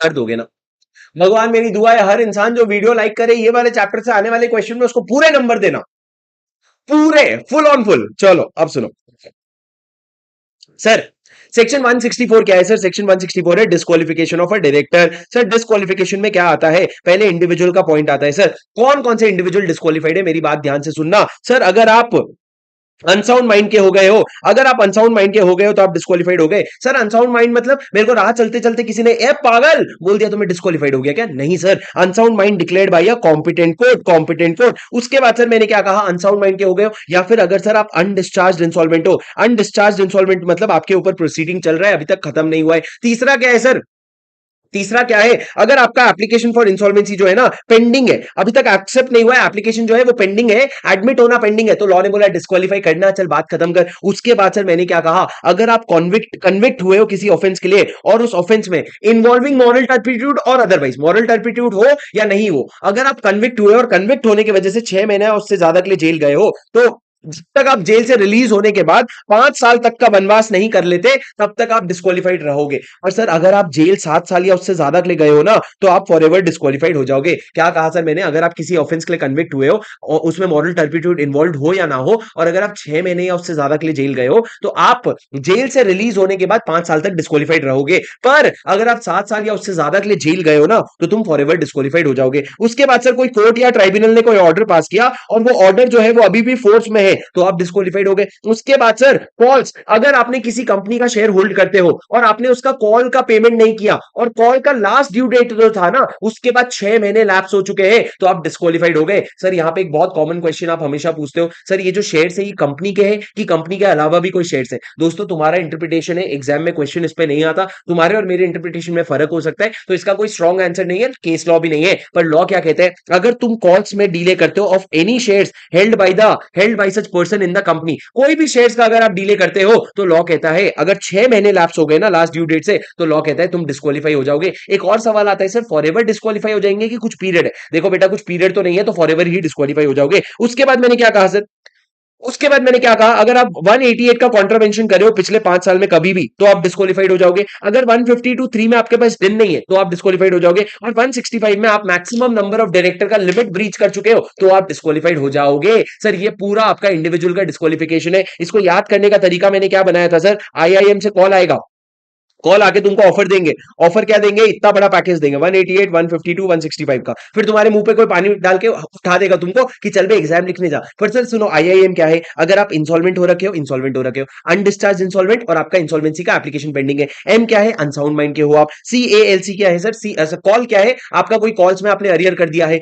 ऑफ क्या है, ऑफेंस कन्विक्ट किया है आपने या फिर ऑर्डर है ट्राइब्यूनल का। 188 का कॉन्ट्रावेंशन किया है पिछले 5 साल में, 152 में डन नहीं है, या 165 में लिमिट्स ब्रीच कर चुके हो, लिमिट्स ब्रीच कर चुके हो तो लॉ कहता है बेटा तुम डिस्क्वालीफाई हो जाओगे। उसके बाद सर सबसेक्शन 2 जो है सुपर से भी ऊपर इंपॉर्टेंट है, ये तुमको भी पता है क्योंकि तुम रिवीजन कर रहे हो। दोस्तों मेरी बात सुनो, ये क्या कहता है, अगर कोई कंपनी है जो अपना फाइनेंशियल स्टेटमेंट या फिर एनुअल रिटर्न लगातार 3 कॉन्जिक्यूटिव फाइनेंशियल ईयर तक फाइल नहीं करता, या फिर एक कंपनी है जिसने अपना डिपॉजिट में, डिबेंचर में और डिविडेंड में, डिपॉजिट डिबेंचर और डिविडेंड में डिफॉल्ट किया है, और वो डिफॉल्ट को कर रहे हुए 1 साल हो गया है, मतलब 1 साल से वो डिफॉल्ट कंटिन्यू हो रहा है, तो ये कंपनी के जितने भी डायरेक्टर्स है ना, वो उस कंपनी में रीअपॉइंट नहीं हो सकते और किसी नए कंपनी में अपॉइंट नहीं हो सकते for a period of 5 years. आप 5 साल तक के लिए अपॉइंट नहीं हो सकते किसी भी कंपनी में, रीअपॉइंट नहीं हो सकते सेम कंपनी में, और नई कंपनी में अपॉइंट नहीं हो सकते। पर सर अब ये तो डिफॉल्टिंग कंपनी हो गई, अब डिफॉल्टिंग कंपनी में अगर आप कोई नया डायरेक्टर लाओगे ना, तो लॉ कहते हैं 6 महीने तक इसको हम टच भी नहीं करेंगे, कुछ भी नहीं कर सकता वो 6 महीने तक। इसको 6 महीने तक आप इसको डिस्क्वालीफाई नहीं करोगे, पर 6 महीने के बाद भी इसके कंपनी में 6 महीने के रहने के बाद भी अगर ये डिफॉल्ट कंटिन्यू हो रहा है ना, तो ये भी डिस्क्वालीफाई हो जाएगा। उसके बाद मैंने क्या कहा सर, अगर आप एक बार डिस्क्वालीफाई होते हो तो आप 5 साल के लिए डिस्क्वालीफाई हो जाते हो, पर सर जिस दिन डिफॉल्ट किया उसके अगले दिन ही अगर डिफॉल्ट गुड कर दिया तो घंटा फर्क नहीं पड़ता, 5 साल के लिए तो चुपचाप तुम डिस्क्वालीफाई हो जाओगे। क्या तुमको मेरी बात समझी? सर डिड यू अंडरस्टैंड और did you not understand? Yes sir, you did understand, this is the whole provision. Sir ये आपका पूरा का पूरा प्रोविजन है। सर पर मेरी बात सुनना सर, अगर आप डिस्क्वालीफाई हो रहे हो ना, तो डायरेक्टर को बोला गया है जब भी तू कंपनी में अपॉइंट होता है एक DIR 8 फाइल करना और बताना तू 164 सबसेक्शन 2 में डिस्क्वालीफाइड है क्या। और साथ साथ में अगर कोई डिफॉल्टिंग कंपनी हो जाती है ना, जिसने ये दोनों का डिफॉल्ट किया है, तो उसको क्या करना पड़ेगा, DIR 9 फाइल करना पड़ेगा, DIR 9 फाइल करना पड़ेगा 30 डेज के अंदर ROC को, और बताना पड़ेगा कि मेरे ये डायरेक्टर है जो डिस्क्वालीफाई हो गए हैं। सर 2 फॉर्म की बात किया गया, एक DIR 8 का और DIR 9 का। सर क्या तुमको मेरी बात समझ आ रही है भाई साहब? मैं तो बहुत मजेदार पढ़ा रहा हूं, मेरे को ऐसा लग रहा है, पर मेरे को नहीं समझ आ रहा है, तुमको समझ आ रहा है क्या? पर मैं इतने सारे प्रोविजन घुस घुस के बता रहा हूं ना कि तुमको क्या ही बताऊं मैं अब। ठीक है सर, मैंने एक पॉइंट नहीं छोड़ा यार, मेरी बात तो सुनो यार, पागल हो रखा हूं, मेरे को रात को 10 साढ़े 10 बजे ही रिवीजन लेना चाहिए। सर तीसरा पॉइंट, मेरी बात सुनो दोस्तों, तीसरा पॉइंट मैंने क्या कहा, तीसरा पॉइंट, अगर एक प्राइवेट कंपनी है ना, सर आप अपने मुंह मियां मिट्ठू कर रहे हो, नहीं यार मैंने कभी किया है क्या आज तक, मेरे को बताओ, आज पहली बार मेरे को ऐसा लग रहा है, इसलिए मैं आपको बता रहा हूं, सारी चीजें बताता हूं मैं आपको। प्राइवेट कंपनी ना सर अगर चाहे तो एडिशनल ग्राउंड्स बता सकती है, एडिशनल ग्राउंड्स बता सकती है कि AOA में एडिशनल ग्राउंड्स जिसके वजह से आप डिस्क्वालीफाई हो जाओ। पर सर ये डिस्क्वालिफिकेशन सिर्फ कौन बताएगा? सिर्फ प्राइवेट कंपनी बताएगी, प्राइवेट कंपनी के अलावा कोई भी नहीं बताएगा। सर ये आपका 164 पूरा का पूरा खत्म हो गया। अगर आप 164 का कुछ कॉन्ट्रावेंशन करते हो तो पेनल्टी है क्या? नहीं सर कुछ पेनल्टी नहीं है, बात ही खत्म हो गई पूरी। आ जाओ सर 164 के बाद 165 में। सर 165 तो बहुत सिंपल है, आपका maximum number of, 2 bar like नहीं करना गधे, 3 बार कर देना भले। मेरी बात सुनो सर, सर मेरी बात सुनो सर, 165 क्या कहते हैं, maximum number of directorship. Sir maximum number of directorship कितना होता है, तो लॉ ने कहा बेटा at any given point of time तू 20 कंपनी में डायरेक्टर बनेगा, और अगर पब्लिक कंपनी उसमें से देखे ना, तो पब्लिक कंपनी सिर्फ 10 होगी। जब तू प्राइवेट कंपनी गिनेगा ना, तो तू डोरमेंट का, जब तू 20 का लिमिट गिनेगा ना, तो तू डोरमेंट कंपनी को एक्सक्लूड कर देना, और जब तू 10 का लिमिट गिनेगा ना, तो उस प्राइवेट कंपनी को भी इंक्लूड कर लेना जो किसी पब्लिक कंपनी की या तो होल्डिंग है या फिर सब्सिडरी है, या तो होल्डिंग है या फिर सब्सिडरी है, तो दोनों भी प्राइवेट कंपनी को गिन लेना। अगर उसकी पब्लिक कंपनी होल्डिंग है या सब्सिडरी है, मतलब सर अगर एक प्राइवेट कंपनी है जिसकी कोई सब्सिडरी अगर पब्लिक कंपनी है ना, तो उस प्राइवेट कंपनी को भी तुम क्या गिन लोगे, पब्लिक के लिमिट में गिन लोगे, और 10 के लिमिट में गिन लोगे, और तब तुम मैक्सिमम नंबर ऑफ डायरेक्टरशिप निकालोगे। अब सर एक कंपनी का शेयर होल्डर अगर चाहे ना, अगर एक रिलायंस का शेयर होल्डर चाहे, तो वो SR पास करके अपने डायरेक्टर्स को ये बोल सकता है कि तुम मैक्सिमम 10 और 20 कंपनी नहीं, तुम एक lower number of maximum company में काम करोगे। मतलब वो बोल सकता है मेरा डायरेक्टर तू सिर्फ हमारे अलावा 2 और कंपनी में काम करेगा, ऐसा रिस्ट्रिक्शन तुम SR पास करके लगा सकते हो, तुम्हारा पूरा पूरा हक है। अब सर तुम्हारे लिमिट के बाहर जाकर के अगर तुम काम करोगे ना, तुमने कॉन्ट्रावेंशन किया, और तुमको पेनल्टी कितना लगेगा, 2,000 रुपए पर डे का पेनल्टी लगेगा, up to a maximum of 2 lakh, to a maximum of 2 lakh का आपको क्या लगेगा दोस्तों, पेनल्टी लगेगा। उसके बाद आ जाओ सर आगे वाले सेक्शन में। आगे वाला सेक्शन क्या है सर, 166 ड्यूटीज ऑफ डायरेक्टर। ये तुम्हारी ड्यूटी है कर लेना कि भैया AOA में काम करना, गुड फेथ में काम करना, उसके अलावा कॉन्फ्लिक्ट मत आने देना, गुड फेथ में काम करना, ड्यू डिलीजेंस करना, और लास्ट में क्या पढ़ा सर हमने, अपनी ऑफिस को असाइन मत करना। अगर असाइन किया तो क्या हो जाएगा, वॉइड हो जाएगा। अगर असाइन किया तो क्या हो जाएगा, वॉइड हो जाएगा। सर असाइन क्यों नहीं कर सकते, वैसे भी तुम्हारी डेथ वगैरह होती है तो तुम्हारी ऑफिस वेकेट हो जाती है, तो तुम असाइन कर भी नहीं सकते, अगर कर दिया तो वॉइड हो गया। अब सर इसका अगर तुम कॉन्ट्रावेंशन करोगे तो तुमको 1 लाख से 5 लाख रुपए तक की पेनल्टी लगेगी।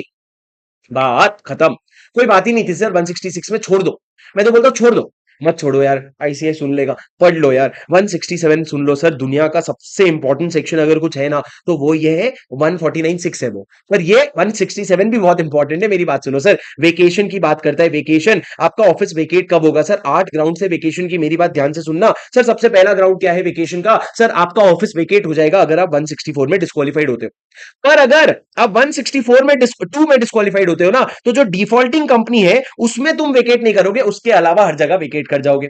डिफॉल्टिंग कंपनी में वेकेट नहीं करोगे, उसके अलावा हर जगह वेकेट कर जाओगे। सर आपके क्वेश्चन बैंक में आपको पता है एक ट्यूबलाइट वाला क्वेश्चन है, उसके बाद सर 164 हो गया। उसके बाद मैंने क्या कहा, अगर आप 12 महीने तक लगातार बोर्ड मीटिंग अटेंड ना करो, भले तुमने लीव ऑफ एब्सेंस लिया हो या नहीं लिया हो, घंटा फर्क नहीं पड़ता, अगर 12 महीने तक कंटिन्यूअसली तुमने कोई भी बोर्ड मीटिंग अटेंड नहीं किया तो तुम्हारी ऑफिस वेकेट हो जाएगी, खाली करना पड़ेगा। सर अगर 184 के अंदर आपने कोई कॉन्ट्रावेंशन किया या फिर 184 में आपने कोई कॉन्ट्रैक्ट या अरेंजमेंट में एंटर किया और आपने अपना इंटरेस्ट डिस्क्लोज नहीं किया, तो दोनों केस में आप वेकेट कर दोगे अपना ऑफिस। उसके बाद सर मैंने कहा, अगर आप किसी ऑफेंस के लिए कन्विक्ट हुए हो और उसके लिए 6 महीने या उससे ज्यादा के लिए जेल गए हो, या कोई कोर्ट का ऑर्डर आया है जो ऑर्डर फोर्स में है, तो दोनों केस में आप क्या हो जाओगे सर, आपका ऑफिस वेकेट हो जाएगा। सर अगर आप सेक्शन 169 में रिमूव कर दिए गए हो, निकाल दिए गए हो, और लास्ट सर आप डायरेक्टर इसीलिए बने थे क्योंकि तुम एसोसिएट सब्सिडरी या होल्डिंग कंपनी में एम्प्लॉय थे, अब सर तुम यहां पे एम्प्लॉय करना ही सीज कर गए हो, तो यहां पे डायरेक्टर बन के क्या करोगे। सर मैंने आपको रिलायंस इंडस्ट्री और रिलायंस जियो वाला एग्जांपल दिया था,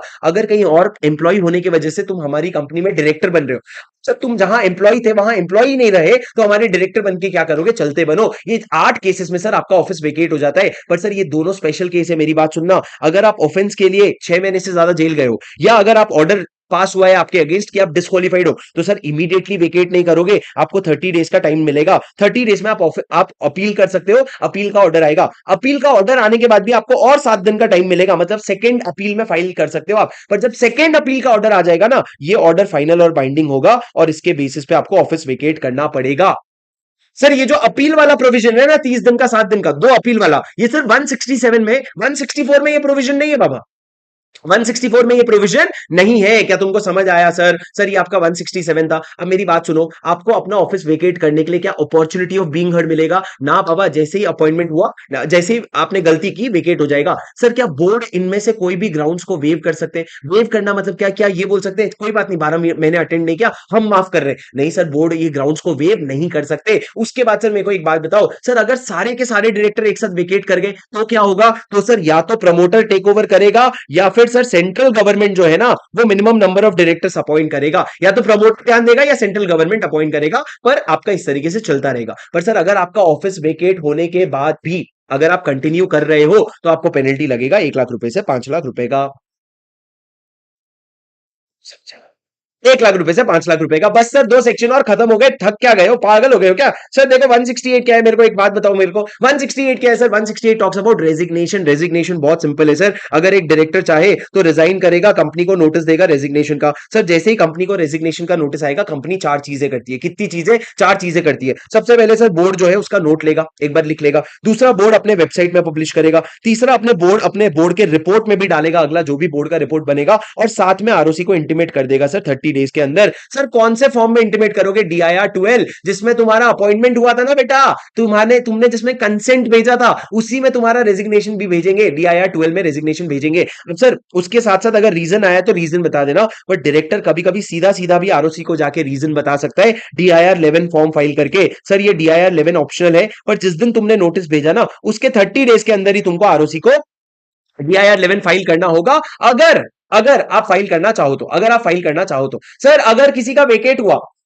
अगर किसी का ऑफिस वेकेट हुआ, तो क्या वापस से उसका अपॉइंटमेंट कर सकते हैं? तुम कर सकते हो, लॉ में ऐसा कोई डिस्क्वालिफिकेशन नहीं है। सर अगर आपका ऑफिस वेकेट हुआ, मान लो क्योंकि आपने 12 महीना बोर्ड मीटिंग अटेंड नहीं किया, तो उसके तुरंत ही बाद अगले जनरल मीटिंग में आप अपॉइंट भी हो सकते हो। पर आपको करेंगे क्यों अपॉइंट? शेयर होल्डर अपॉइंट थोड़ी होने देंगे आपको। सर वापस आ जाओ, आपको DIR 11 फाइल करना ऑप्शनल है। DIR 11 मैंने आपको क्लास में दिखाया था, उसमें आपको रीजंस बताने पड़ते हैं कि हम क्यों छोड़ करके गए हैं। अब मेरी बात ध्यान से सुनना, यहां पे सर DIR 11 फाइल करने के लिए आपको DSC लगता है, डिजिटल सिग्नेचर लगता है। तो सर ये फॉरेन डायरेक्टर क्या करेगा? अगर कोई बाहर का डायरेक्टर है, उसकी इच्छा है मेरे को DIR 11 फाइल करना है, तो वो क्या करेगा? सर अगर उसकी इच्छा है ना, तो वो सबसे पहले ये देखेगा कि DIR 12 फाइल हो गया। अगर DIR 12 फाइल हो गया है ना, तो वो किसी और डायरेक्टर को अथॉरिटी दे करके या किसी CS को अथॉरिटी दे करके अपने बिहाफ में DIR 11 फाइल करवा सकता है। पर सर कब फाइल करवा सकता है किसी और को अथॉरिटी देके? Only and only if DIR 12 has been filed. तो सर अगर एक फॉरेन डायरेक्टर है, तो वो DIR 12 फाइल होने के बाद किसी और को अथॉरिटी देकर के DIR 11 फाइल करवा सकता है। सर इस तरीके से आप अपना रेजिग्नेशन दोगे। मेरे को ये बताओ, रेजिग्नेशन इफेक्टिव कब होगा? इफेक्टिव होगा जिस दिन आपका रेजिग्नेशन डिलीवर हुआ, या जो डेट आपने नोटिस में मेंशन किया था, विच एवर इज लेटर। जो डिलीवर जिस दिन हुआ, या डेट आपने जो मेंशन किया था नोटिस में, विच एवर इज लेटर। अब सर मेरे को एक बात बताओ, अगर कंपनी रेजिग्नेशन एक्सेप्ट करने से मना कर दी तो कोई फर्क पड़ेगा क्या? नहीं सर, कोई घंटा फर्क नहीं पड़ेगा, कंपनी के एक्सेप्टेंस की कोई जरूरत नहीं है। सर अगर कंपनी ने आरओसी को फाइल करने से मना कर दिया, डीआईआर 12 फाइल नहीं किया, तो क्या रेजिग्नेशन इंपैक्ट होगा? नहीं सर, रेजिग्नेशन तो उसी दिन हो जाएगा जिस दिन आपका नोटिस कंपनी को डिलीवर हुआ, या जो इस दिन जो नोटिस में आपने डेट लिखा था, वो दोनों में से विच एवर इज लेटर, उसके बाद सर ये हो गया रेजिग्नेशन का प्रोविजन। उसके बाद सर मैंने आपको बोला, अच्छा रेजिग्नेशन करने के बाद ना तुम अगर मान लो 5 साल के लिए अपॉइंट हुए थे, तुम 3 साल के बाद रिजाइन कर दिए, तो सर ये 3 साल में तुमने जो भी कांड किया था ना, इसके लिए तुम रिस्पॉन्सिबल हो। मैंने कांड बोला, के से शुरू होता है, जो भी तुमने कांड किया था ना उसके लिए तुम रिस्पॉन्सिबल हो, और तुम उसके लिए रिस्पॉन्सिबल रहोगे। सर समझे? सर उसके बाद सेक्शन 169 खत्म करते हैं। 169 किसके बारे में बात करते हैं? रिमूवल ऑफ डायरेक्टर के बारे में। सर एक डायरेक्टर का रिमूवल कैसे होता है, मेरे को फटाफट बताओ। सर अगर एक डायरेक्टर को रिमूव करना है तो कंपनी को जाएगा special notice. Sir special notice के बारे में कहां लिखा है? सेक्शन 115 में। सर स्पेशल नोटिस, मेरी बात ध्यान से सुनो दोस्तों प्लीज। सर स्पेशल नोटिस के बारे में 115 में लिखा है। और स्पेशल नोटिस कौन भेजता है सर? या तो वो मेंबर जिनके पास 1% ऑफ वोटिंग पावर है, या फिर उतने मेंबर जिनके पास 5 लाख तक का paid up share capital hold करके रखा है। ये दोनों में से कोई भी मेंबर भेजते हैं। सर आपको पता है मीटिंग के कम से कम 14 डेज पहले नोटिस जाना चाहिए, पर मैक्सिमम 3 महीने पहले नोटिस जा सकता है, उससे ज्यादा पहले नहीं जा सकता। मतलब सिर्फ इतने पीरियड में ही तुम नोटिस भेजना, मतलब कम से कम 14 दिन पहले भेजना, पर 3 महीने से भी ज्यादा पहले भेज करके मत रख देना। इस पीरियड में आप कंपनी को नोटिस भेजोगे कि क्या हम रिलायंस इंडस्ट्री का जो डायरेक्टर है मुकेश अंबानी, उसको रिमूव करना चाहते हैं। सर जैसे ही कंपनी को यह नोटिस मिलेगा ना, कंपनी भेज देगी मुकेश अंबानी के पास, भेज भागते भागते कि मुक्कू भाई हमारा नोटिस आ गया, आपका अभी जाने का समय आ गया है, आपका दोस्त तो गए हो, अब आपके आपके अभी जाने का समय आ गया है। सर मुकेश अंबानी के पास जैसे ही ये नोटिस आता है ना, मुकेश अंबानी के पास दो राइट आ जाता है, एक ओरल रिप्रेजेंटेशन का और दूसरा रिटर्न रिप्रेजेंटेशन का। सर और मैं थोड़ा, मेरा गला अटक गया भाई, तुम लोग मैं रुका कि नहीं, तुम क्या सोचने लग जाते हो? सर एक ओरल रिप्रेजेंटेशन, एक रिटर्न रिप्रेजेंटेशन। ओरल रिप्रेजेंटेशन मतलब क्या? Right to be heard at the meeting, वो मीटिंग में जाकर के अपनी बातें बताएगा। रिटर्न रिप्रेजेंटेशन मतलब क्या? वो एक चिट्ठी लिखेगा, और चिट्ठी लिखने के बाद ये रिटर्न रिप्रेजेंटेशन देगा कंपनी को, और कंपनी को बोलेगा सुनना कंपनी, तू अभी अपने मेंबर को नोटिस भेजेगा ना, तो नोटिस जो भेजेगा, जो तू कम से कम 7 दिन पहले भेजता है, वो नोटिस में लिख देना ना कि मैंने रिटर्न रिप्रेजेंटेशन दिया है और वो रिटर्न रिप्रेजेंटेशन अटैच्ड है, और तू अटैच करके मेरा रिटर्न रिप्रेजेंटेशन भी भेज देना ना। तो कंपनी क्या करेगी सर? पूरी कोशिश करेगी इसको भेजने की, पर अगर समय नहीं होने की वजह से आप अगर रिटर्न रिप्रेजेंटेशन नहीं भेज पाए, समय नहीं होने की वजह से रिटर्न रिप्रेजेंटेशन नहीं भेज पाए, तो ये जो है ना, ये रिटर्न रिप्रेजेंटेशन आप एनुअल जनरल मीटिंग में रीड आउट लाउड करोगे, मतलब पढ़ के सुनाओगे। पर पढ़ के सुनाने से ओरल रिप्रेजेंटेशन का राइट ऑल्टर नहीं होता, वो फिर भी ओरल रिप्रेजेंटेशन जो है करके ही रहेगा। पर सर अगर रिटर्न रिप्रेजेंटेशन में उसने गालियां मारी एक दो डायरेक्टर को, तो सर क्या होगा? तो जो अग्रीव्ड पर्सन है ना, जो नाराज लोग हैं, वो लोग जाकर के ट्राइब्यूनल को एप्लीकेशन दे सकते हैं कि जो रिटर्न रिप्रेजेंटेशन है ना, इट इज बीइंग अब्यूज्ड। क्या बोला मैंने? It is being abused to secure needless publicity for defamatory matters. It is being abused to secure needless publicity. Needless publicity मतलब जबरदस्ती का राखी सावंत बन रहे हो फॉर डिफेमेटरी मैटर, तो लॉ कहता है सिक्योर नीडलेस पब्लिसिटी के लिए यूज हो रहा है। और वो क्या करेगा? ट्राइब्यूनल को, ट्राइब्यूनल फिर क्या करेगा? ट्राइब्यूनल ऑर्डर देगा कि बेटा तुम्हारा रिटर्न रिप्रेजेंटेशन नहीं भेजेंगे, नहीं भेजेंगे, ना ही उसको रीड आउट लाउड करेंगे, और तो और जो ये एप्लीकेशन देने का फीस लगा ना, वो भी तेरे को रिम्बर्स करके देना पड़ेगा। तेरे को मतलब किसको? मुक्कू भाई को रिम्बर्स करके देना पड़ेगा। तेरा रिटर्न रिप्रेजेंटेशन ना तो भेजेंगे, ना ही तेरे को पढ़ करके सुनाएंगे, और ना ही शेयर होल्डर को पढ़ के सुनाएंगे, और ना ही और तेरे को तो रीइंबर्समेंट भी देना पड़ेगा, और फिर उसके बाद रिटर्न रिप्रेजेंटेशन नहीं जाएगा। सर इस तरीके से आप रिमूव करते हो, पर जब रिमूव होता है ना, तो ऑफिस वेकेट हो जाता है। तो ऑफिस वेकेट होते हैं तो दो तरीके से भर सकते हो, या तो जो स्पेशल नोटिस आया था उसी में अपॉइंटमेंट की बात लिखी है, अगर अपॉइंटमेंट की बात लिखी है तो उसके हिसाब से अपॉइंटमेंट कर दो। अगर उसमें कुछ नहीं लिखा है तो ये रिमूवल को 167 में वैकेंसी माना जाएगा, और 161 सबसेक्शन 4 में कैजुअल वैकेंसी माना जाएगा। अगर कैजुअल वैकेंसी होगा ना, तो बोर्ड ऑफ डायरेक्टर जो है, अगर कैजुअल वैकेंसी होगा ना, तो जो बोर्ड ऑफ डायरेक्टर है वो उसको भर देगा। कैजुअल वैकेंसी अगर होगा तो बोर्ड ऑफ डायरेक्टर जो है वो उसको भर देगा। सर क्या आप मेरी बात समझे? अरे did you understand? Sir casual vacancy जो होगा उसको बोर्ड ऑफ डायरेक्टर अगर इच्छा होगा तो भर देगा। सर पर 3 डायरेक्टर हमेशा याद रखना जो कभी भी रिमूव नहीं हो सकते। कौन से 3 डायरेक्टर सर? एक तो 161(3) वाला डायरेक्टर, मतलब नॉमिनी डायरेक्टर, एक तो 163 वाला डायरेक्टर, मतलब जो प्रोपोर्शनल रिप्रेजेंटेशन वाला डायरेक्टर है, और तो सर एक 242 वाला डायरेक्टर। 242 वाला मतलब जिसको ट्राइब्यूनल ने अपॉइंट किया है, वो कभी भी रिमूव नहीं हो सकता। सर अगर ऐसा हुआ कि कंपनी के सारे डायरेक्टर एक साथ रिमूव हो गए, तो प्रमोटर टेक ओवर कर लेगा, या फिर सेंट्रल गवर्नमेंट टेक ओवर कर लेगा। क्या आपको मेरी बात समझ आई?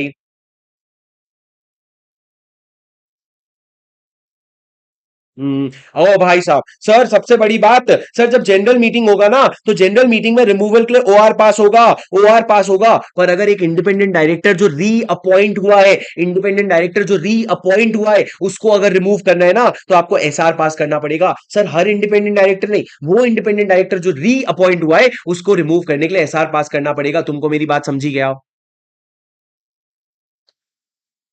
समझे क्या आप मेरी बात? सर ये पूरा प्रोविजन कवर हो गया, एक बार आप टाइम निकाल करके थोड़ा पढ़ लेना। सर एक पॉइंट और बता दूं, सर आपके रिमूवल के वजह से you will not be deprived of your CFLO. अगर आप CFLO compensation for loss of office पाने के लिए एलिजिबल हो, तो आपको वो मिल जाएगा। इसके बारे में हम आगे पढ़ेंगे। सर एक और बात बता दूं, जब आप किसी को रिमूव करवा रहे हो ना, तो रीजन बताना जरूरी नहीं है, रीजन बताना मैंडेटरी नहीं है। ये कहां पे लिखा था sir? LIC versus Escort limited के केस में लिखा था। कहां पे लिखा था? एलआईसी वर्सेस एस्कॉट लिमिटेड के केस में लिखा था। सर सेक्शन 170 कहता है हर कंपनी को अपने की मैनेजरल पर्सन का और डायरेक्टर का शेयर होल्डिंग मेंटेन करना पड़ेगा। कैश में कितना शेयर होल्डिंग है और को सब्सिडरी में कितना शेयर होल्डिंग है, पूरा एक रजिस्टर में मेंटेन करना पड़ेगा। सर ये रजिस्टर कहां पे रखोगे? आप रजिस्टर्ड ऑफिस में रखोगे और इसमें सारा डिटेल्स मेंटेन करोगे। सर जब भी कोई नया डायरेक्टर या की मैनेजरल पर्सन आता है, या कोई एग्जिस्टिंग शेयर होल्डिंग में चेंजेस होता है, तो आप 30 डेज के अंदर क्या करोगे? आरओसी को इंटीमेट कर दोगे। किसको इंटीमेट कर दोगे? 30 डेज के अंदर आरओसी को इंटीमेट करोगे। उसके बाद सर 171 क्या कहता है? ये जो रजिस्टर्ड ऑफिस होता है ना बेटा, 171 क्या कहता है? ये जो सॉरी ये जो रजिस्टर होता है ना, ये रजिस्टर शेयर होल्डर के इंस्पेक्शन के लिए अवेलेबल रहेगा। इंस्पेक्शन करें सर, या तो बिजनेस आवर्स के दौरान इंस्पेक्शन कर सकते हैं, या फिर आप एजीएम में भी इंस्पेक्शन कर सकते हो। सर एजीएम में भी इंस्पेक्शन कर सकते हो, इसका मतलब ये है कि ये रजिस्टर को आपको एजीएम के समय उठा करके एजीएम वाले वेन्यू पे ले जाना पड़ेगा। और सर इंस्पेक्शन कर सकते हो, एक्सट्रैक्ट ले सकते हो, कॉपीज भी मांग सकते हो, और घर भी मंगवा सकते हो फ्री ऑफ कॉस्ट। घर भी मंगवा सकते हो फ्री ऑफ कॉस्ट। और सर 172, अगर इस चैप्टर में एक्ट में नहीं, इस चैप्टर में अगर कहीं पे भी हम पेनल्टी लिखना भूल गए ना बेटा, इस चैप्टर में कहीं पे भी अगर हम पेनल्टी लिखना भूल गए ना, तो पेनल्टी क्या होगा? पेनल्टी होगा कंपनी के लिए अलग, ऑफिसर इन डिफॉल्ट के लिए अलग। 50,000 रुपए पर डे से शुरू होगा, जिनका 500 रुपए पर डे होगा, up to a maximum of 3 lakh rupees. पर आपके ऑफिसर इन डिफॉल्ट के लिए मैक्सिमम होगा 1 लाख रुपया। क्या आपको मेरी बात समझ आई? Did you understand or did you not understand, guys? That's it, guys. I hope you enjoyed the revision. I will end the session now. I will see you soon in the next revision. It will take some time. मेरा schedule थोड़ा tight है, पर मैं लाता रहूंगा इसी तरह का रिवीजन आप लोगों के लिए। दोस्तों वीडियो को लाइक करना मत भूलिएगा, और इसको अपने दोस्तों के साथ शेयर करना मत भूलिएगा। अपने जूनियर्स को हमारे बैच को रेकमेंड करना मत भूलिएगा, ताकि वो कहीं और भटक ना जाए। और मैं मिलता हूं आपसे अगले वीडियो में। Take care. This is C A Shubham Singhal signing off. Bye guys, bye Manan, bye Muskan, bye मेघना, bye Kaushal, Drishti, bye Bhavin, bye. Sir one explain करोगे? नहीं बेटा भाविन, एक बार फिर से पढ़ लो बेटा आप। विदिशा रिवीजन है बेटा, रिवीजन में एक्सप्लेन कर दिया मैंने, वही बड़ी बात है। एमसीक्यूज बने हुए दिपेन, वो आप ऑलरेडी देख सकते हो। चलो बेटा। नहीं बेटा, रिवीजन हमारा क्लासेस के साथ होगा। यहां मैं देखता हूं ऑलरेडी वीडियोस डले हुए, आप और भी वीडियोस देख सकते हो। चलो guys, take care, bye bye, see you.